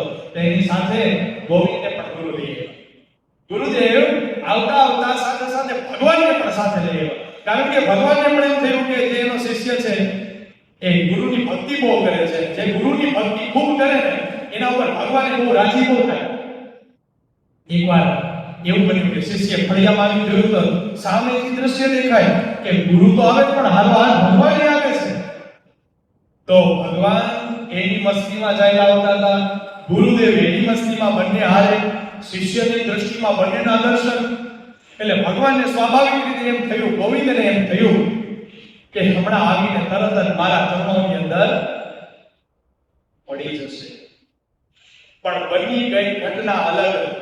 ગુરુદેવનું સ્વાગતમાં જે થાળી હતી એ લઈને ઉભેલો જે શિષ્ય, એમાં પુષ્પ, કંકુ, અક્ષત વગેરે હતું, એ ભગવાન ગુરુદેવના સ્વાગતની જે થાળી હતી એ દોડીને ગુરુને ગોવિંદ બેની સામે શિષ્ય ગયો, અને તરત જ ભગવાનના હાથમાં, ગોવિંદ ભગવાન તમે થોડી વાર માટે આ રાખો તો હું મારા ગુરુદેવનું સન્માન કરી લઉં. ભગવાન કરી હું આપો મોટો અહીંયા આવો ઉભો છું. ત્યારે ભગવાન કહે કે તમને ખબર છે એના પેલા ગુરુદેવના શિષ્યને કે આ આખો સંસાર અને આ દેવ મેં તને આપ્યો છે. ત્યારે શિષ્ય બહુ સરસ જવાબ આપ્યો, એ તત્વ સાંભળવા જેવું છે. ત્યારે કીધું કે હે ભગવાન કૃષ્ણ ગોવિંદ, હું તમને વંદન કરું છું. આ શરીર તમે આપ્યું એ વાત તો સાચી, પણ આ શરીરનો ઉપયોગ કેમ કરવો ને મારા ગુરુદેવ ભગવાને મને શીખવાડ્યું છે. એટલા માટે હું મારા ગુરુદેવને પહેલા વંદન, એની પૂજા પહેલા કરી લઉં. એની કૃપાથી તમે મારી આંગણે એવા નહીતર મારા તુચ્છ બાળકને, મારા તુચ્છ એવા સેવકની શું એવી તાકાત કે મારા પરબ્રહ્મ પરમાત્માને હું મારા આંગણે ઉતારી શકું. એટલા માટે ગુરુ ગોવિંદ દોનો ખડે અને કાકેલા રૂપાર, બલિહારી મારા ગુરુદેવની કે ગોવિંદ દિયો બતાય, ગુરુજી ગોવિંદ દિયો બતાય. ગુરુદેવ ભગવાનના આ કથાની અંદર બીજો હજી એક ભાગ રજૂ કર્યો. જેવી રીતે દૈત્યો જે હતા, ગુરુદેવના કૃપા એમના ઉપરથી દૂર થઈ તો એમને જે કંઈ પણ રાજ્ય હતું ફરીથી એમનું ગયું ને દેવતાઓ વિરાજમાન થઈ ગયા. એવી જ રીતે એને વાતના સંદર્ભની અંદર આપણે જોઈએ કે ઇન્દ્ર પોતાના ગુરુના કોપના કારણે જગ્યાએ જગ્યાએ ભટકતા હતા, બ્રહ્મલોકમાં, વિષ્ણુલોકમાં. ત્યારે એ સમયમાં દેવતાઓનો હાથ કોઈએ પકડ્યો નહીં. એનું કારણ પણ એક છે. એ હું ઘણીવાર મારા જીવનની અંદર, ચિંતનની અંદર રહેતો હોઉં છું. અને એ તમારા બધા આપણા નાથ ગુરુદેવના જે શિષ્ય છે ને, એમના તો જીવનની અંદર એ વાત વણાયેલી છે. એટલા માટે તમારી પાસે તમારે બહુ સમીપની વાત છે. એટલા માટે હું તમને આ વાત કરી રહ્યો કે જેમનું સાનિધ્ય અથવા તો જે વ્યક્તિને ગુરુદેવ મૂકી દે એને કોઈ બીજા દેવતાઓ પણ સાથ નથી આપે. એનું કારણ શું? આ પંક્તિમાં હું ઘણીવાર ગાતો હોઉં, જ્યારે આશ્રમમાં પગે લાગવા આવ્યો, બહુ ઓછી વાર આવ્યો છું, પરંતુ આશ્રમમાં જ્યારે પગે લાગવા આવું ને ત્યારે એક પંક્તિ વારાઘડીએ જો આ લખેલી છે, આમની અંદર આપણે દિવાલમાં છાપેલું છે કે દેવ ગોપે ગુરુ રક્ષણ કરશે, દેવ ગોપે ગુરુ રક્ષણ કરશે, ગુરુ ગોપે દેવથી નહીં શરશે, ગુરુ ગોપે દેવથી નહીં સરસે. એ માટે ભજવા શ્રી ગુરુદેવને, માટે ભજવા શ્રી ગુરુદેવને, ગુરુ ભજન થકી સર્વે દેવતાનું ભજન નિત્ય થાય છે, ગુરુ ભજન થકી સર્વે દેવતાનું ભજન નિત્ય થાય છે. ખૂબ જ સુંદર આપણા આનંદ આશ્રમનું વચન. એ વાત સાબિત આયા થાય. ઇન્દ્ર ઉપર ગુરુદેવના કૃપા દૂર થઈ ગઈ હતી તો કોઈ દેવતાઓએ એમનો હાથ ન ચાલ્યો. નકર બ્રહ્માજી એમ કે કાંઈ વાંધો નહીં, સૃષ્ટિનો ઉત્પત્તિ કરતા તો હું જ છું, ભલે તમે તારા ગુરુનું અપમાન કર્યું, હું તને શક્તિ આપી. એને કીધું નહીં, હવે ગુરુ ધારણ કરવા પડશે, પછી તમારું બળ તમને પાછું પ્રાપ્ત થશે. એટલા માટે ગુરુ ભજન થકી સર્વે દેવતાનું ભજન નિત્ય થાય છે.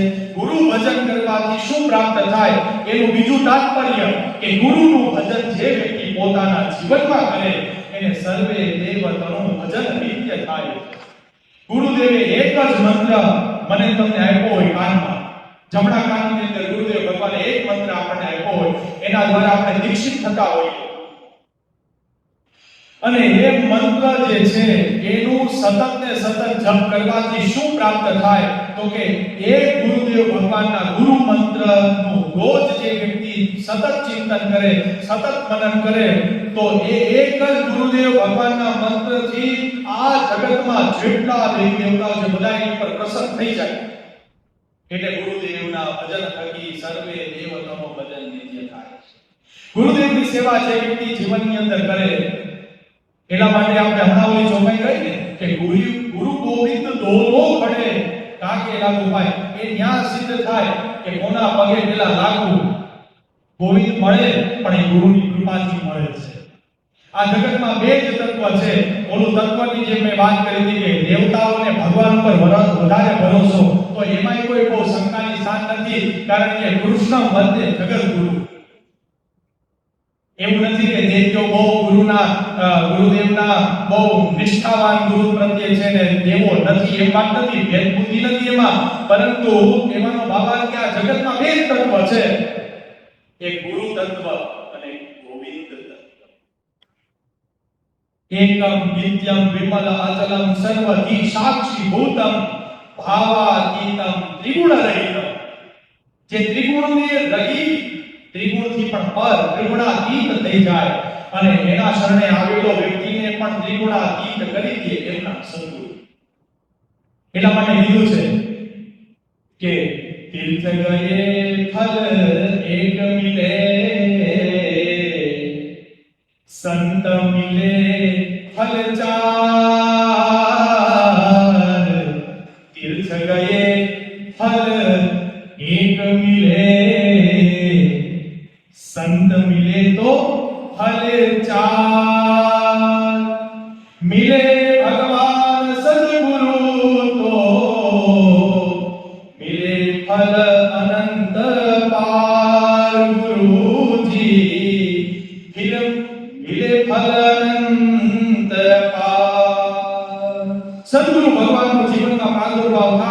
એ મળે તો કહત કબીર વિચાર કરત મિલે અનંત ફલ અપાર. ગુરુદેવ ભગવાનની કૃપા થાય તો અનંત ફળની અનુભૂતિ મને તમને જીવનમાં થાય. તીર્થક્ષેત્રમાં આપણે ફરીએ તો આપણને એકાદા ઘણું ફળ મળે. કોઈ સંત મળી જાય તો આપણને 4 ગણું કદાચ જીવનમાં ફળ મળે, પણ સદગુરુ જેને મળે એને મિલે અનંત અપાર, અનંત અને અપાર ફળની અનુભૂતિ કરવી હોય તો સદગુરુનું સાનિધ્ય છે ભગવાન. દક્ષિણામૂર્તિ ગુરુદેવને આપણે મુકામ કહીએ છીએ. એ વાતમાં પણ પરત આપણે પાછા ફરશું, કારણ કે સદગુરુ દેવતાના મહિમા વિશે ભજન છે, આજનો સત્સંગ છે.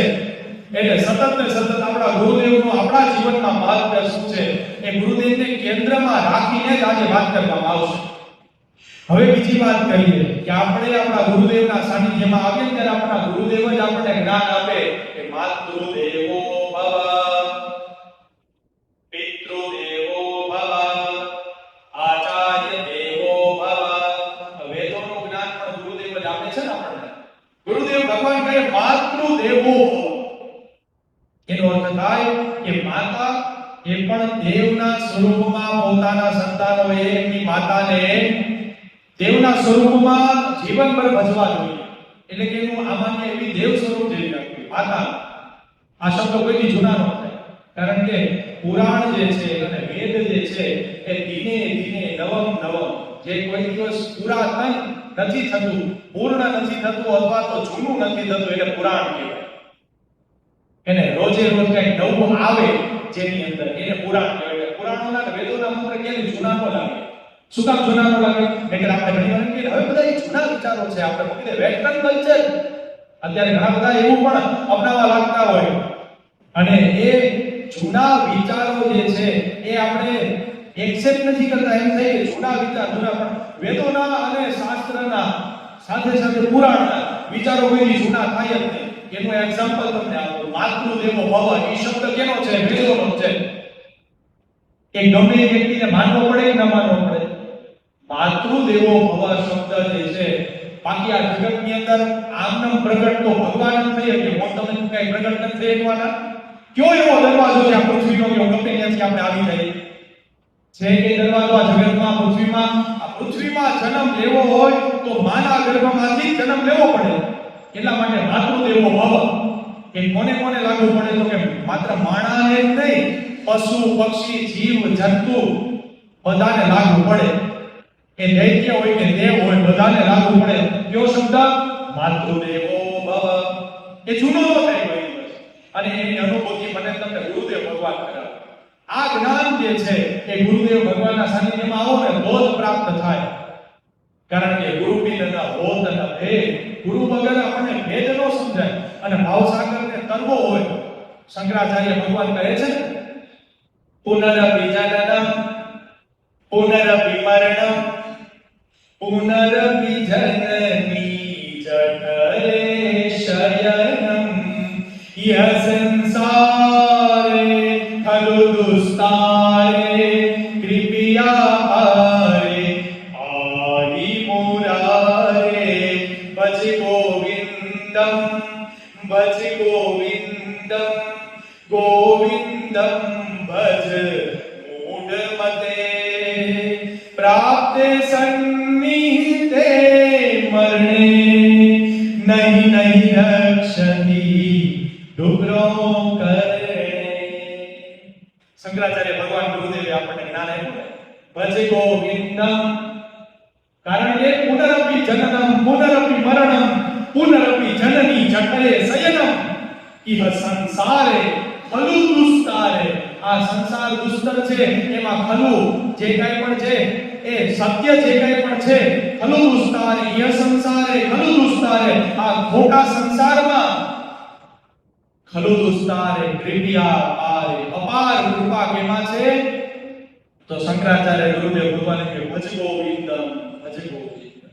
કારણ કે મેં એક મહાપુરુષની કથામાં એવું સાંભળેલું હતું કે આ શંકરાચાર્ય ભગવાને આ દર્પણ પંજરિકા સ્તોત્રની રચના જ એવા ભાવથી કરી હતી કે જ્યારે એના શિષ્યોની સાથે નીકળતા હતા ત્યારે કાશી નગરીમાં એક બહુ મોટી ઉંમરના વયોવૃદ્ધ વ્યક્તિ હતા.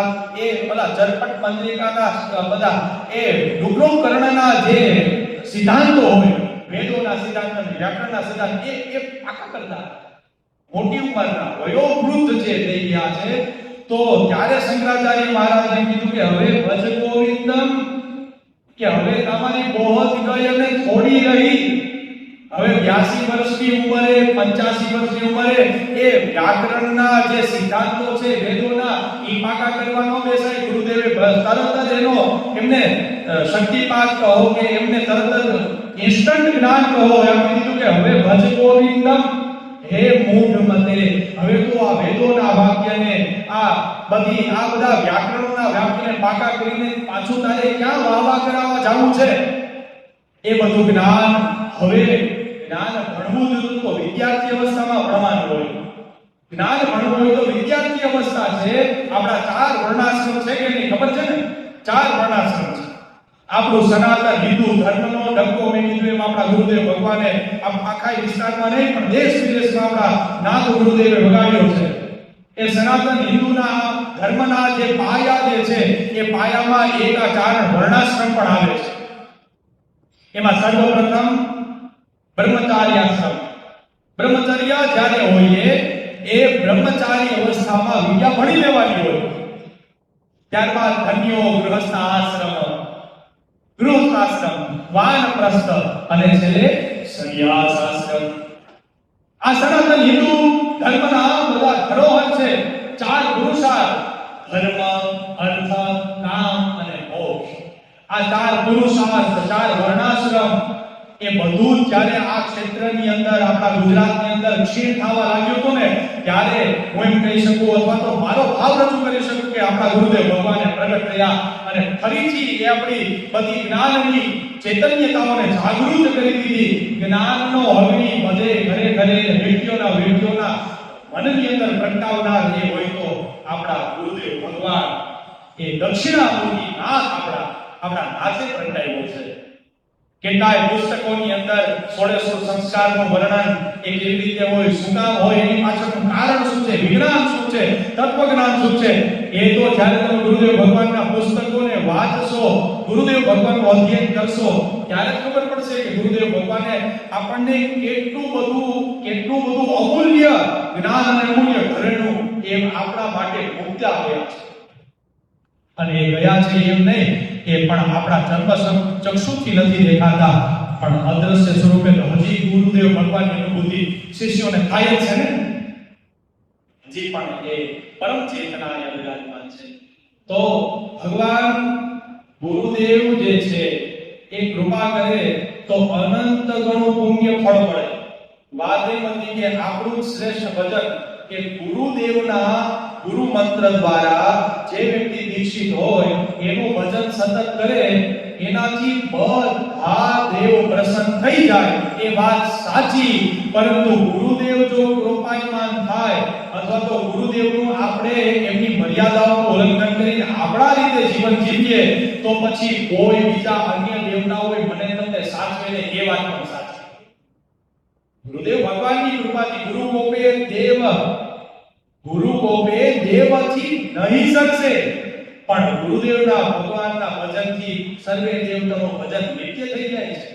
નિત્ય ભજનમાં હવે ભજનની વાત આવી એટલે ભજનનો અર્થ પેલું તબલા અને મંજીરાને લઈને આપણે જે બેસી જઈએ ભજનનો અર્થ એ નથી, નકરો એ જ નથી. આપણે ભજન ગાઈએ, ઘણા બધા ભજનો છે આપણા ગુજરાતી, આપણા હિન્દી જે દેવી દેવતાના ભાગો પડે એ ભજન જ છે. પરંતુ જે કાર્ય કરવાથી આપણને દેવત્વની અનુભૂતિ થાય એને ભજન કહેવાય. એટલા માટે શરીર માટે ભોજન જરૂરી છે અને આત્મા માટે ભજન જરૂરી છે. એટલા માટે ઘણી જગ્યાએ આપણે વાંચતા હોય શાળાઓમાં અથવા તો પાઠશાળાઓમાં અથવા તો બહાર ઘણી બધી જગ્યાઓ સૂત્ર લખ્યા હોય પ્રાર્થના એ આત્માનો ખોરાક છે એવું કહે. આત્માનો ખોરાક એટલે શરીરનો ખોરાક તો અન્ન છે, શરીરનો ખોરાક અન્ન છે. અહમ બ્રહ્મા, બ્રહ્મ છે એ અન્ન છે. અન્નમ બ્રહ્મા રસો વિષ્ણુ ભોક્તા દેવો મહેશ્વર. અન્ન એ બ્રહ્મ છે, અન્ન એ અમૃત પણ છે. અમૃતનો અર્થ થાય જે મૃત નથી, મૃત એટલે કે મૃત અવસ્થામાં નથી એને અમૃત કહેવાય. જે ગ્રહણ કરવાથી હું ને જીવંત રહીએ, મૃતપાય ન થઈ જાય મારું તમારું શરીર, એને અમૃત કહેવાય. એનો અર્થ એમ કે અન્ન ગ્રહણ કરીને આપણે જીવીએ છીએ, અન્ન પણ અમૃત જ છે. જલ ગ્રહણ કરીને આપણે જીવીએ છીએ, જલ પણ અમૃત જ છે. અમૃતનો અર્થ, અમૃત તત્વ એટલે શું? જે ગ્રહણ કરવાથી આપણે મૃત ન થાય એનું નામ અમૃત. ત્રંબકં યજામહે સુગંધિં પુષ્ટિવર્ધનમ ઉર્વારુકમિવ બંધનાન મૃત્યોર્મોક્ષીયમામૃતા મા અમૃતા. અમને અમૃત તત્વની પ્રાપ્તિ થાય. ત્રંબકં યજામહે, જે ત્રણ નેત્રો વાળા છે એમનું અમે યજન કરીએ છીએ. યજામહે, અમને સુગંધિમ, જ્ઞાન રૂપી જ્ઞાન પ્રગટાવી અમારી અંદર અમારું જીવન સુગંધિત થાય, જ્ઞાનના ગુણો વડે. સુગંધિમ પુષ્ટિ વર્ધનમ, અમારી પુષ્ટિને વધારવા વાળા. પુષ્ટિનો અર્થ થાય વિટામિન. અમારા વિટામિનને વધારવા વાળા. શરીરને પુષ્ટિની જરૂર પડે એમ આત્માને પણ પુષ્ટિની જરૂર પડે છે. એ ભગવાનની કૃપા અને અનુગ્રહની પુષ્ટિ. પુષ્ટિ વર્ધનમ, એ પુષ્ટિ વધારવા વાળા છે. કોની? તો કે અમારો માત્ર ને આખા સંસારની અંદર પુષ્ટિને વધારવા વાળા. પુષ્ટિ વર્ધનમ ઉર્વારુકમિવ બંધનાન, જેવી રીતે એમને એવું જ્ઞાન આપો, એવું અમૃત તત્વ આપો. ઉર્વારુકમિવ, જે વેલામાંથી જે દૂધી ઉગી હોય અને પાકી જાય તો એ ફળ છૂટું પડી જાય. ઉર્વારુકમિવ, અમે પણ એવા જ્ઞાનના અગ્નિથી તપીએ, પાકીએ અને અમે પણ આ સંસાર શું છે, આ શરીર અને આત્માનો ભેદ શું છે એ જાણી અને અમે પણ પાકેલા ફળ થઈ જઈએ.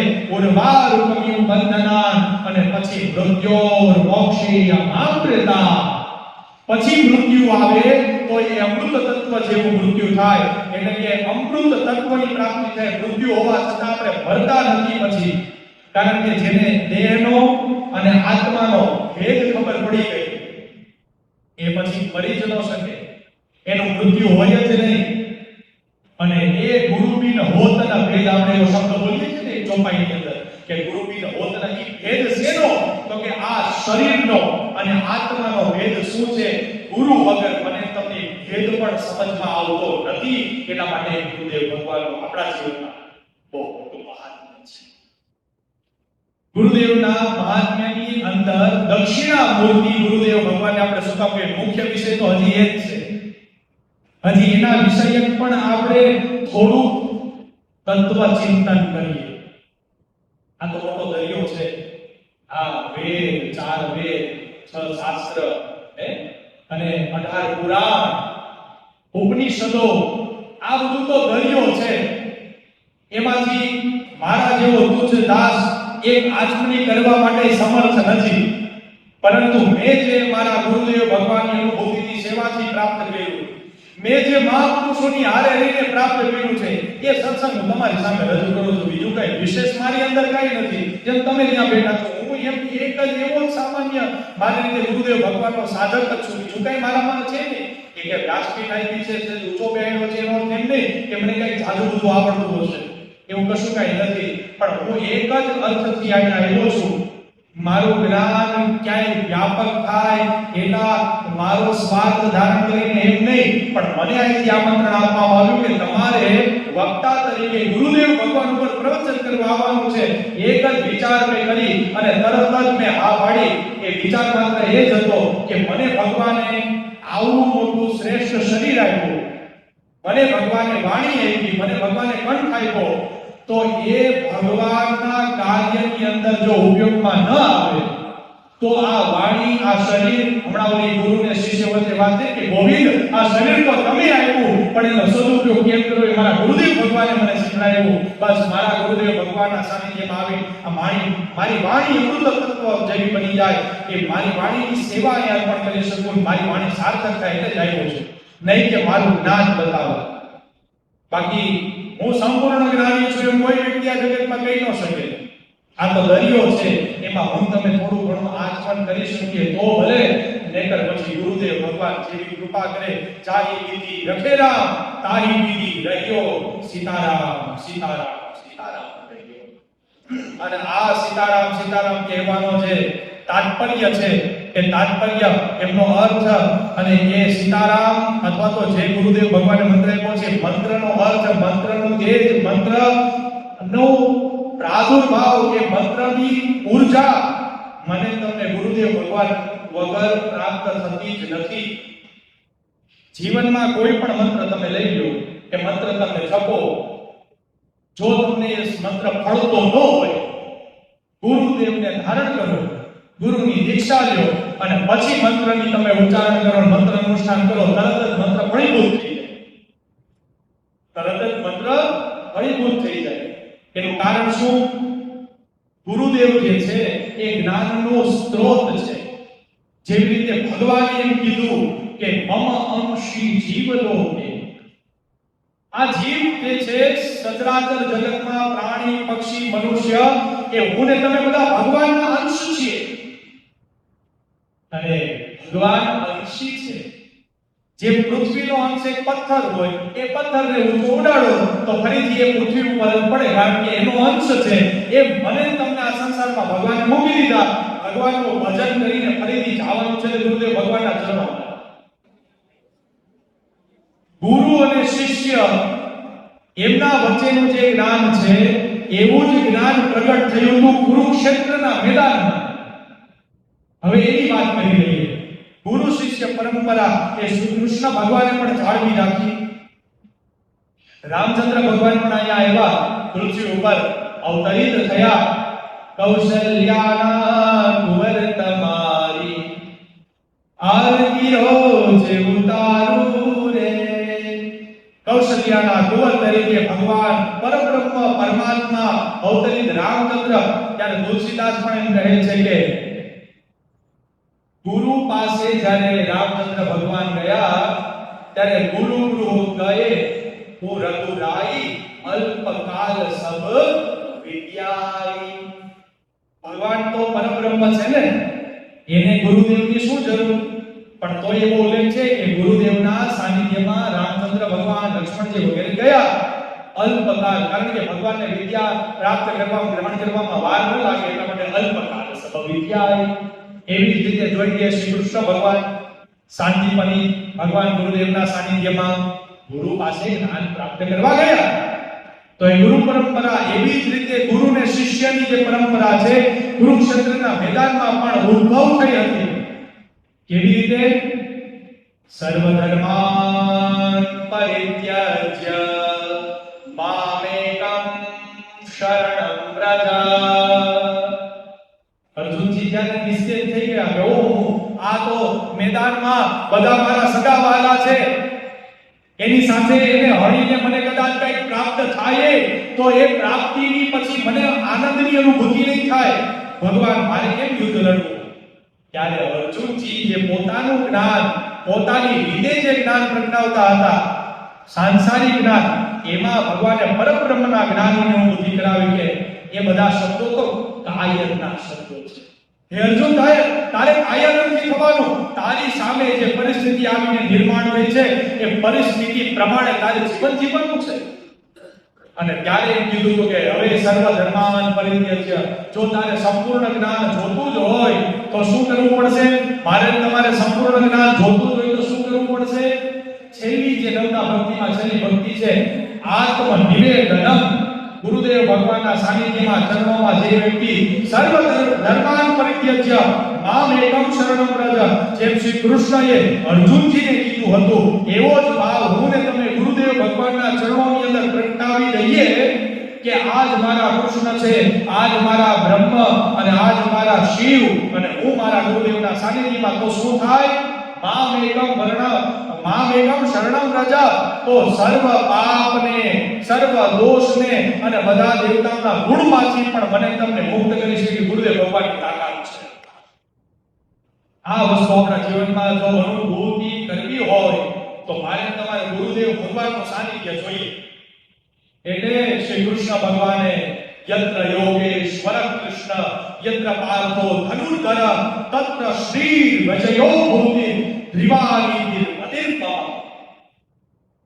જ્યાં શ્રી કૃષ્ણ હોય.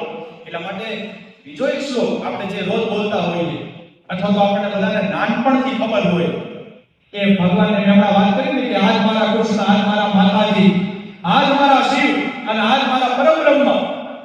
આપણે બોલીએ છીએ ને, ગુરુર બ્રહ્મા ગુરુર વિષ્ણુ ગુરુર્દેવો મહેશ્વર ગુરુર સાક્ષાત પરબ્રહ્મ તસ્મૈ શ્રી ગુરુવે નમઃ.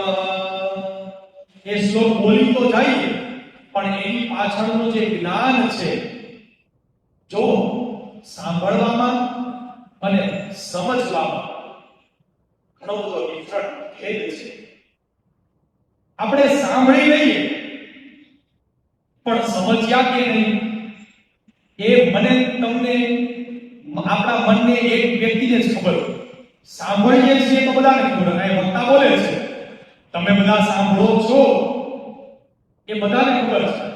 મને પણ ખબર છે કે નજર સામે હું જોઉં છું, શબ્દો આમાંથી નીકળે, તમે સાંભળો છો, પણ સમજો છો કે નહીં એ તમને એકને જ ખબર હોય.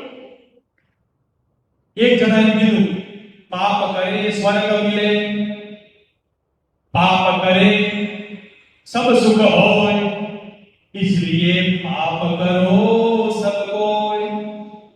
एक गाया माणस બોલે કે ભાઈ શું પ્રવચન કરો છો? પાપ કરે પ્રભુજી મિલે, પાપ કરે સુખ હોય, પાપ કરે સ્વર્ગ મિલે, इसलिए पाप करो सब कोई. આવું તે વળી કેવું ભાષણ? ત્યારે જે વક્તા હતા એને કીધું કે તમે સાંભળી તો લીધું, પરંતુ સમજ્યા નથી. સાંભળી લીધું પણ હજી સમજવામાં થોડો ફેર પડે છે. ભગવાન પાય પકડે, પા પકડે, પા એટલે પગ, અને પગ પકડે પર સુખ મિલે, પરમ સુખ મિલે. કોના પગ? ગુરુજીના પા પકડે. ગુરુદેવ કે પા પકડે સુખ હોય અને પા પકડે સ્વર્ગ મિલે. ગુરુદેવનું જેને પા પકડી લીધું, પાય પકડી લીધું, ચરણ પકડી લીધું, એને સ્વર્ગ મિલે. इसलिए पाय परो पकड़ो सब कोई, पाप करो सब कोई. એનો અર્થ એમ કે વાણીમાં ભેદ નથી, વાણીમાં દ્વેષ નથી, પાપ કરવાનું નથી કહેતા, પણ મારા તમારા સમજવામાં કઈ ફેર છે. આ ગુરુદેવના પાય પકડે તો પછી એને સ્વર્ગ મિલે. इसलिए पाप करो सब कोई. એ ભગવાનના ગુરુદેવના પાય પકડી લ્યો, ગુરુદેવના પગ પકડી લીધા હશે તો પછી મારે તમારે ક્યાંય રખડવાની જરૂર નહીં પડે. આખા જગતના બધા દેવી દેવતા મારા તમારા ઉપર કૃપા વરસાવી દે. એનું એક ઉદાહરણ છે માર્કંડેય ઋષિ. માર્કંડેય ઋષિને જ્યારે એમનું આયુષ્ય બહુ અલ્પ હતું, ત્યારે એને તુમતી ભુવન ગુરુ વેદ આપણે ચોપાઈ હમણાં સાંભળી. તુલસીદાસજી કોને કહે છે?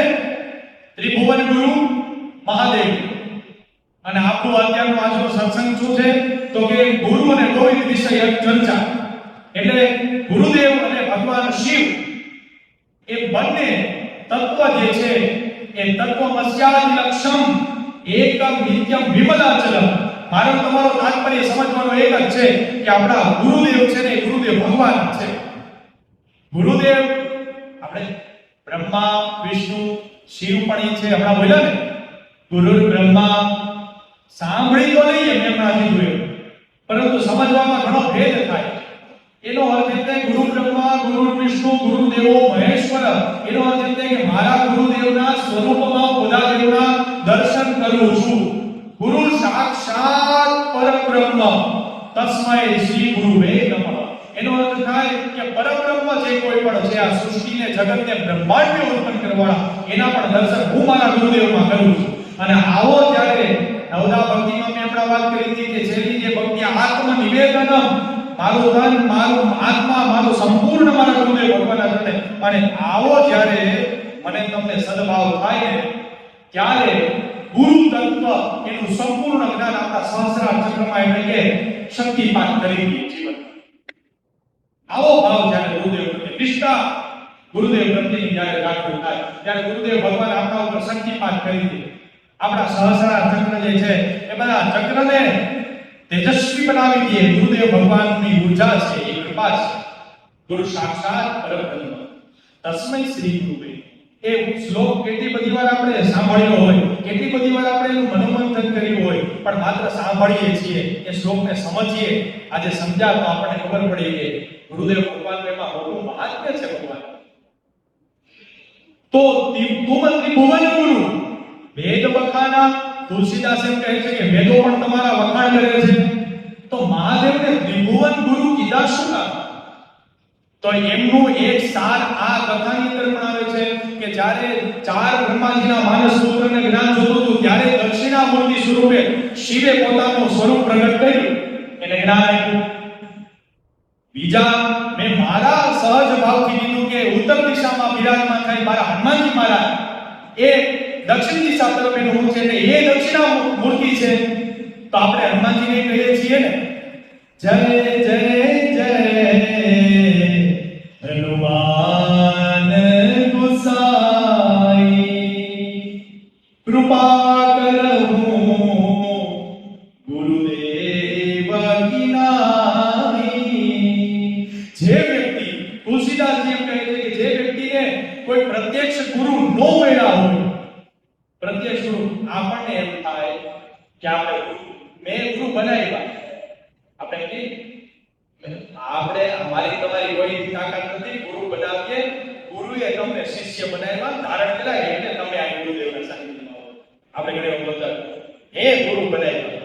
હવે તારા બનાવવાથી એની અંદર ગુરુ તત્વ નથી ભગવાન, એની કૃપાથી તારી અંદર શિષ્ય તત્વ છે, કાયમ જ્ઞાન તત્વ. એટલે એવું ક્યારે ન કહેવું મેં ગુરુ બનાવ્યા. ગુરુને આપણે નથી બનાવતા, ગુરુ આપણને બનાવે. આપણને એક જીવન કેવી રીતે જીવવું અને સાચો માર્ગ અને એ સાચું જીવન બનાવનાર મારા તમારા ગુરુદેવ ભગવાન છે. આપણે ગુરુ નથી બનાવતા. ઘણા તો એવા હોય, એમાં મેં જોયા છે આ સમયની અંદર કે પોતાના ગુરુને સાથે લઈ આવે, કઈ પેલી એમની જે કઈ પણ ફોરવ્હીલ કે પેલું હોય જે સુવિધા એ પ્રમાણે કોઈ જગ્યાએ ગુરુદેવની પધરામણી હોય તો પછી એના શિષ્યો ચાર પાંચ ભેગા હોય ગયો, ગુરુદેવ બસ હવે જીવન ન બેસાય, હાલો ગુરુદેવ આપણે નીકળે. ઈ ગુરુને જ્ઞાન આપવો હોય કે હાલો ગુરુદેવ હવે બહુ જાજો. એમાં એક બે શિષ્યનો દ્રષ્ટાંત અવારનવાર ગ્રંથમાં આપતો હોય. એક શિષ્ય હતો, ગુરુદેવના બે શિષ્ય હતા. એ બે શિષ્ય, એક શિષ્ય હતો એ જમણા પગની સેવા કરતો, એક શિષ્ય ડાબા પગની સેવા કરતો. એમાં એકવાર એક શિષ્યની ગેરહાજરી, એટલે ઓલો શિષ્ય કહે કે આજે સારું કર્યું, મને ગુરુદેવના બે ચરણની સેવા કરવાનો અવસર મળ્યો. આ ઓલો શિષ્ય આવે કે એ મારા જમણા પગને તું કેમ મળ્યો? એમ કરીને શિષ્ય લીધી લાકડી અને જમણા પગના ગુરુદેવના એક લાકડી ઠપકારી કે મારા તો એના ડાબા પગને એક લાકડી ઠપકારી કે મારા જમણા પગને અડવાની તારી હિંમત કેમ થઈ? કે ઓલો શિષ્ય કોપાઈમાં થઈ ગયો, અરે પણ તે મારા ડાબા પગના જે હું સેવા કરું છું એ ગુરુદેવના તે લાકડી કેમ મારી? એણે જમણા પગમાં એક લાકડી મારી. ગુરુદેવના તો બિચારાના બે પગ હે, એટલે આવા શિષ્ય મળી જાય તોય ઉપાધિ ગુરુદેવ. સારું, આ તો આનંદ આશ્રમ છે, આનંદ માટે વાત હતી. ક્રોધ, કામ, ક્રોધ, મદ, મોહ, સભ, નાથ, નરક કે પંથ. ક્રોધ ઉપર નિયંત્રણ મારા તમારા ગુરુદેવ આપે. કામ ઉપર નિયંત્રણ કેમ જાળવવું એ મારા તમારા ગુરુદેવ આપણને આપે. મેં એમનું હમણાં તમને કીધું જીવતું ને જાગતું દ્રષ્ટાંત માર્કંડેય મુનિનું મેં હમણાં નામ લીધું, એ વાતને પણ પૂરી કરી દઉં. માર્કંડેય મુનિએ જે તુલસીદાસનો ભાવ છે એવો શિવ પ્રત્યેને ભાવ જાગૃત કર્યો કે તુમ ત્રિભુવન ગુરુ વેદ વખાના આન જીવ આમર કા જાના. માર્કંડેય મુનિ જે હતા એ ઋષિનું અલ્પ આયુષ્ય હતું, પણ એને ભગવાન મહાદેવના શિવલિંગને જ્યારે યમરાજ આવ્યા ને ત્યારે પકડી અને એ દ્રષ્ટા છે ત્રંબક મંત્રના દ્રષ્ટા. આ વેદ છે એ આપણને એમ થાય કે પુસ્તકોમાં ગુરુદેવ ભગવાનની કૃપાથી આપણને તો હવે પુસ્તકમાં મળી જાય છે, પણ એ વેદના ઋષિ હોય, વેદના દ્રષ્ટા હોય, વેદ એ મંત્રનો વિનિયોગ હોય. એ મંત્ર એમને પ્રગટ નથી થતો, એ મંત્ર જે છે એ એમને કોઈ લખી નથી નાખતું. મંત્ર કેવી રીતે પ્રગટ થયા? તો કે મારી સહજ બુદ્ધિથી હું તમને એ મારી વાણી દ્વારા માત્ર સત્સંગ રૂપી વાણી દ્વારા એ જ્ઞાન પ્રગટાવવાની આપણો થોડો પ્રયત્ન કરીએ કે વેદ જે છે એ નારાયણ જે છે એમની નાભીમાં જે બ્રહ્મા છે એ બ્રહ્માને 5 મુખ આપતો, પણ 4 મુખમાં વેદો છે. 4000 મુખ. એટલે વેદ કોના દ્વારા? તો કે પરબ્રહ્મ દ્વારા વેદ પ્રાપ્ત થયા. કોને? તો કે બ્રહ્માજીને. બ્રહ્માજીના 4 મુખ છે, 4 મુખમાં 4 વેદ. એમાં પૂર્વે ઋગ્વેદાય નમઃ, દક્ષિણે યજુર્વેદાય નમઃ, પશ્ચિમે સામવેદાય નમઃ, ઉત્તરે અથર્વવેદાય નમઃ.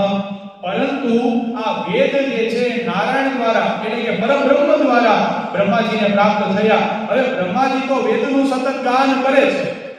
સહસ્રશિરેખા પુરુષા સહસ્રાક્ષા સહસ્રપાદા સભૂમિકો સર્વાતસ્પ્રત્વાદ્યનિષ્ઠાદાસંગોલમ બ્રહ્મા જગન્નાથં પ્રથમં પુરસ્તાદ્વિષીમતઃ સુરુચો વેદ આવઃ સબુદ્ધ્યારૂપમા અસ્ય વિષ્ણાઃ સતસ્ય જોનિમ સતસ્ય વિવઃ.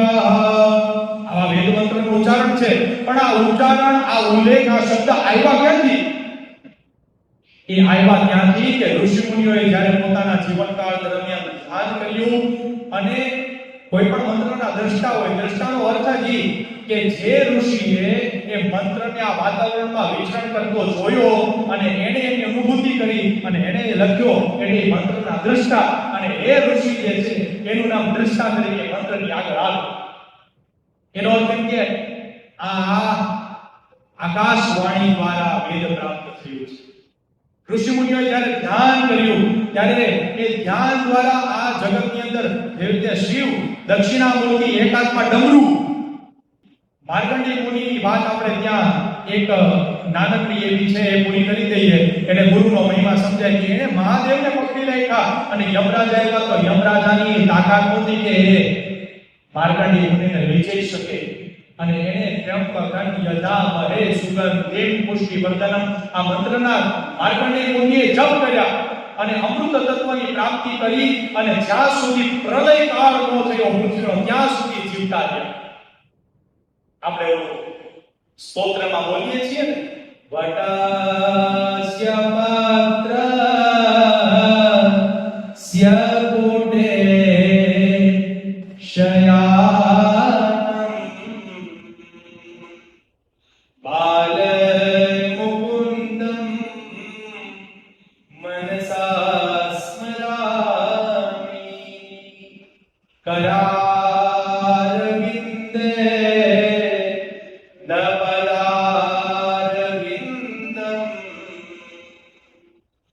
મુખારવિંદે વિનિવેશયંતમ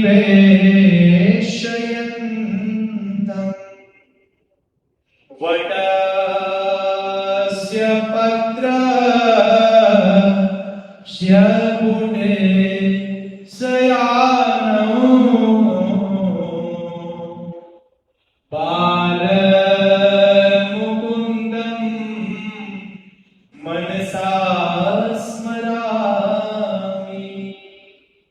આખા સૃષ્ટિ જ્યારે જળબંબાકાર થઈ ત્યારે વટસ્ય પત્રસ્ય પુટે શયાનમ, એ વટના એક પત્ર ઉપર શયન કરવા વાળા પરબ્રહ્મ કેવા સ્વરૂપે માર્કંડેયે જોયા?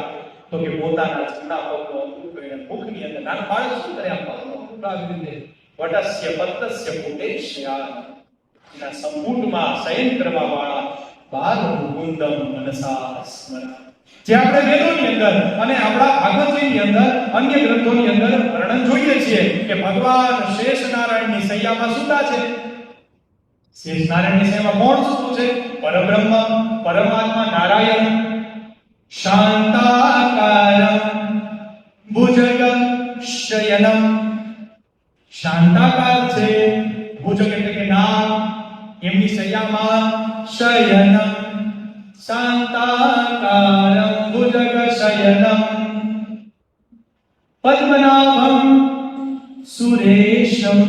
નાભમ જેની નાભીમાંથી પદ્મ, પદ્મનાભમ સુરેશમ. સુરેશ, સુર એટલે દેવ, એના ઈશ્વર, સુર દેવતાઓના પણ. પદ્મનાભમ જેની નાભીમાંથી પદ્મ, સુરેશમ પછી વિશ્વાધારમ ગગન સદૃશમ મેઘવર્ણમ શુભાંગમ, વિશ્વને જેને ધારણ કરી રાખ્યું છે, મેઘવર્ણ જેવો આકાશમાંથી વરસાદ પડે અને જે વાદળા બંધાઈને નીલું સ્વરૂપ જે વાદળો થઈ જાય એવા સ્વરૂપ વાળા શુભાંગમ લક્ષ્મીકાંતમ કમલનયનમ યોગી વિદ્યાન ગમ્યમ વંદે વિષ્ણુ ભવભયહરમ સર્વલોકૈકનાથમ. એવા વિષ્ણુ ભગવાનની સૃષ્ટિ ઉત્પત્તિની કથા આપણે સાંભળીએ છીએ. વેદ ક્યાંથી પ્રાપ્ત થયા એ આપણે ચિંતન વિચાર કર્યું કે જે ઋષિ મુનિઓએ ધ્યાન કરીને વાતાવરણમાંથી જે મંત્રને જોયા અને આ વાયુ સ્વરૂપમાં વિચરણ કરેલા જે મંત્રો છે એ મંત્ર ક્યાંથી આવ્યા તો કે બ્રહ્માજી. પણ બ્રહ્માજી પાસેથી વેદ ક્યાંથી આવ્યો તો કે ભગવાન નારાયણની કૃપાથી. તત્વપશ્ચાદ લક્ષણ, અને એવામાંના એક ઋષિ જેને કહી શકાય અને પરબ્રહ્મના સ્વરૂપ જેને કહી શકાય, દક્ષિણામૂર્તિ જેને કહી શકાય, એવા આપણા આ બિલખા ધામની અંદર આનંદ આશ્રમમાં શ્રીમદ નાથ આપણા દક્ષિણામૂર્તિ છે. એને વેદોનું મને તમને જ્ઞાન આપ્યું. એટલા માટે દક્ષિણામૂર્તિ એને મને ને તમને બ્રહ્મ જે છે કે આ જ્ઞાન મુદ્રાનું જ્ઞાન દક્ષિણામૂર્તિ આપે કે આ બ્રહ્મ અને આ હું ને તમે માનો તમારો અહંકાર ઝૂકી જાય અને હું ને તમે બ્રહ્મ પાસે ઝૂકીએ, જ્ઞાન પ્રાદુર્ભાવ જ્ઞાનનો થાય એ સમજાવનાર મારા તમારા ગુરુદેવ ભગવાન છે કે આપણા આનંદ આશ્રમમાં જે ગુરુદેવ બિરાજમાન. સાથે સાથે ગુરુદેવ ભગવાન દક્ષિણામૂર્તિ માર્કંડેય મુનિની જે કથા આપણે ત્યાં પૂરી કરી, એને ભગવાન શિવનું આરાધન કર્યું એટલે શિવ ત્રિભુવન ગુરુ છે એને પકડી રાખ્યા તો યમની પણ તાકાત નથી એને લઈ જઈ શકે. બીજી વાત, ત્રિભુવન ગુરુ ભગવાન શિવને કહેવામાં આવે છે કે મારા સહજ ભાવથી મેં જે કંઈ પણ અધ્યયન કર્યું ને તમને કહું છું એમાં તુલસીદાસની વાત આવી, એને પણ કીધું તું ત્રિભુવન ગુરુ વેદ વખાના. ભગવાન શિવ અલગ અલગ સ્વરૂપે, ચાહે હનુમાનજીના સ્વરૂપમાં હોય તો જય હનુમાન ગુસાઈ, એ પણ શંકર સુવન, કેસરી નંદન, રુદ્ર અવતાર, આપણા ગુરુદેવ ભગવાન દક્ષિણામૂર્તિ એ પણ શિવ સ્વરૂપ, શંકરાચાર્ય જગતગુરુ શંકરાચાર્ય એ પણ શિવ સ્વરૂપ. એટલે ન્યાય એ શબ્દ સાર્થક થાય કે ભગવાન શિવ છે એ ત્રિભુવન ગુરુ છે. આપણા ગુરુદેવ ભગવાન તમે એવો મહાન આપણે કહીએ છીએ કે પર તસ્મૈ શ્રી ગુરુવે નમઃ. ગુરુ બ્રહ્મા ગુરુ વિષ્ણુ ગુરુદેવો મહેશ્વરનો અર્થ જ થાય કે આપણા ગુરુદેવ ભગવાન પણ શિવ સ્વરૂપ જ છે. અને હંમેશને માટે કોઈ જે મહાપુરુષો હોય, વૈરાગી પુરુષો હોય, વેદનું અધ્યયન કરીને જેને આ દેહ અને આત્માનો ભેદ સમજી લીધો એવા પુરુષોનું કોઈ દિવસ મૃત્યુ નથી થતું. એને સ્વર્ગવાસ ન હોય. એ શું થાય? બ્રહ્મલીન થઈ જાય. બ્રહ્મની અંદર પાછા લીન થઈ જાય છે. એનો અર્થ આપણા ગુરુદેવ ભગવાન બ્રહ્મલીન છે, સાક્ષાત બ્રહ્મ સ્વરૂપ છે. એટલા માટે આપણા ગુરુદેવનો મહિમા છે કે એટલા માટે આપણે ગુરુદેવ ભગવાનને લખ્યું છે આપણે દક્ષિણામૂર્તિ ભગવાન. હવે આવી જઈએ પાછા સત્સંગની અંદર ને અંદર દક્ષિણામૂર્તિનો મોટો મહિમા સાંભળવા માટે. એટલા માટે એ આપણું જ્યાં આજનું વક્તવ્ય જે છે એ આપણા અર્થે એ મર્યાદિત ને હું એમ કહી શકું કે એની પૂર્ણાહુતિ દક્ષિણામૂર્તિ, શિવનો અવતાર, અને શિવના એક અવતાર આપણા ગુરુદેવ ભગવાન શ્રીમદ રઘુરામજી. શું કામ? તો કે દક્ષિણામૂર્તિ આપણે હમણાં વાત કરી હતી, ગુરુર મૌનમ, માત્ર ગુરુ મૌન હતા, સાંભવી મુદ્રામાં બેઠા હતા. એને શિષ્યોની સામે આમ માત્ર એક મુદ્રાને દેખાડી શિષ્યો આખું જગતનું પરબ્રહ્મ જ્ઞાન, પરમ જ્ઞાન છે એ પરમ જ્ઞાનની પ્રાપ્તિ જ્ઞાનના કરી લીધી. શું કામ? એ ગુરુની મૂર્તિને દર્શન કરીને. ચાર હાથ દક્ષિણામૂર્તિ ભગવાન શિવના, એક હાથમાં ડમરું જેને સૃષ્ટિ ઉત્પન્ન શબ્દ જેમાંથી ઉત્પન્ન થયા સૃષ્ટિ ઉત્પન્નનું ચિહ્ન, બીજા હાથમાં માળા, એક હાથમાં વેદના અથવા તો શાસ્ત્રના વેદના પુસ્તકો, ચાર હાથમાં, એક હાથમાં વેદનું પુસ્તક, પેલું ચિંતન આપણે લઈએ. દક્ષિણામૂર્તિ જ્ઞાન કેવી રીતે પ્રગટ કરાવે મને તમને. એક હાથમાં પુસ્તક છે વેદોનું, એનો અર્થ એમ થયો કે જ્ઞાનના દેવ ગુરુદેવ ભગવાન છે. જ્ઞાન વેદમાંથી પ્રગટ થશે એ સંકેત એક હાથ આપે છે. બીજા હાથમાં દક્ષિણામૂર્તિના હાથમાં છે મશાલ, અગ્નિથી પ્રજ્વલિત. દક્ષિણામૂર્તિનું ચિત્ર તમે જોજો તો તમને ખ્યાલ આવશે શિવનો હાથ છે. એક હાથમાં છે મશાલ, એનો અર્થ જ્ઞાન પ્રાપ્તિ કરવાની છે, પરંતુ એ જ્ઞાન માત્ર પ્રાપ્ત નથી કરવાનું, એમનું અજવાળું બધે ફેલાવવાનું છે. મને તમને એનું અજવાળું ફેલાવવું એવું જ્ઞાન કોણ આપે? જેણે અજવાળું આ જ્ઞાનનું ફેલાવ્યું એ ગુરુદેવ મને આપી શકે. એ ગુરુદેવ મને તમને એ પ્રેરણા આપી શકે કે જ્ઞાન તારામાં છે તો અજવાળું બધે ફેલાવવાનું છે. કે મશાલ હાથમાં છે, અગ્નિ હાથમાં છે, એને જ્ઞાન છે, જ્ઞાનને પ્રજ્વલિત કરવાનું છે. નહીતર મારા તમારા બધાની અંદર જ્ઞાન તો હોય. હવે કોને નો ખબર હોય કે માતા પિતાનો સંસ્કાર જાળવવાનો હોય? કોને નો ખબર હોય? બધાને ખબર હોય. ગુરુદેવ ભગવાનનો આદર કરવો એ કોને નો ખબર હોય? જીવ પ્રત્યે દયા રાખવી કોને ન ખબર હોય? બધાને ખબર હોય કે ન ખબર હોય? કોઈ પણ સારી પવિત્ર જગ્યાએ જઈએ ત્યાં અપવિત્રતા ફેલાવાય નહીં. સાથે સાથે જેવી જગ્યાઓ પર જઈએ એ પવિત્ર જગ્યા હોય ત્યાં આપણે તત્વચિંતન કરાય, સ્મરણ કરાય, એ કોને ન ખબર હોય? તોય છતાંય આ બધી વસ્તુનું મારા તમારા જીવનમાં ક્યારે ને ક્યારે ઉલ્લંઘન થઈ જાય છે કે નહીં? માતા પિતાને જેવા તેવા શબ્દ ન કહેવા જોઈએ, પણ ક્યારેક આપણે સમાજમાં જોઈએ છીએ કે એના સંતાનો છતાં માતા પિતાનો તિરસ્કાર કરે જ છે. જ્ઞાન તો છે કે આવું ન કરાય, પરંતુ એ જ્ઞાન પ્રગટાવનાર કોઈ હોય ને તો એ ગુરુદેવ છે. મારા તમારી અંદર જ્ઞાન છે પણ સુસુપ્ત અવસ્થામાં છે.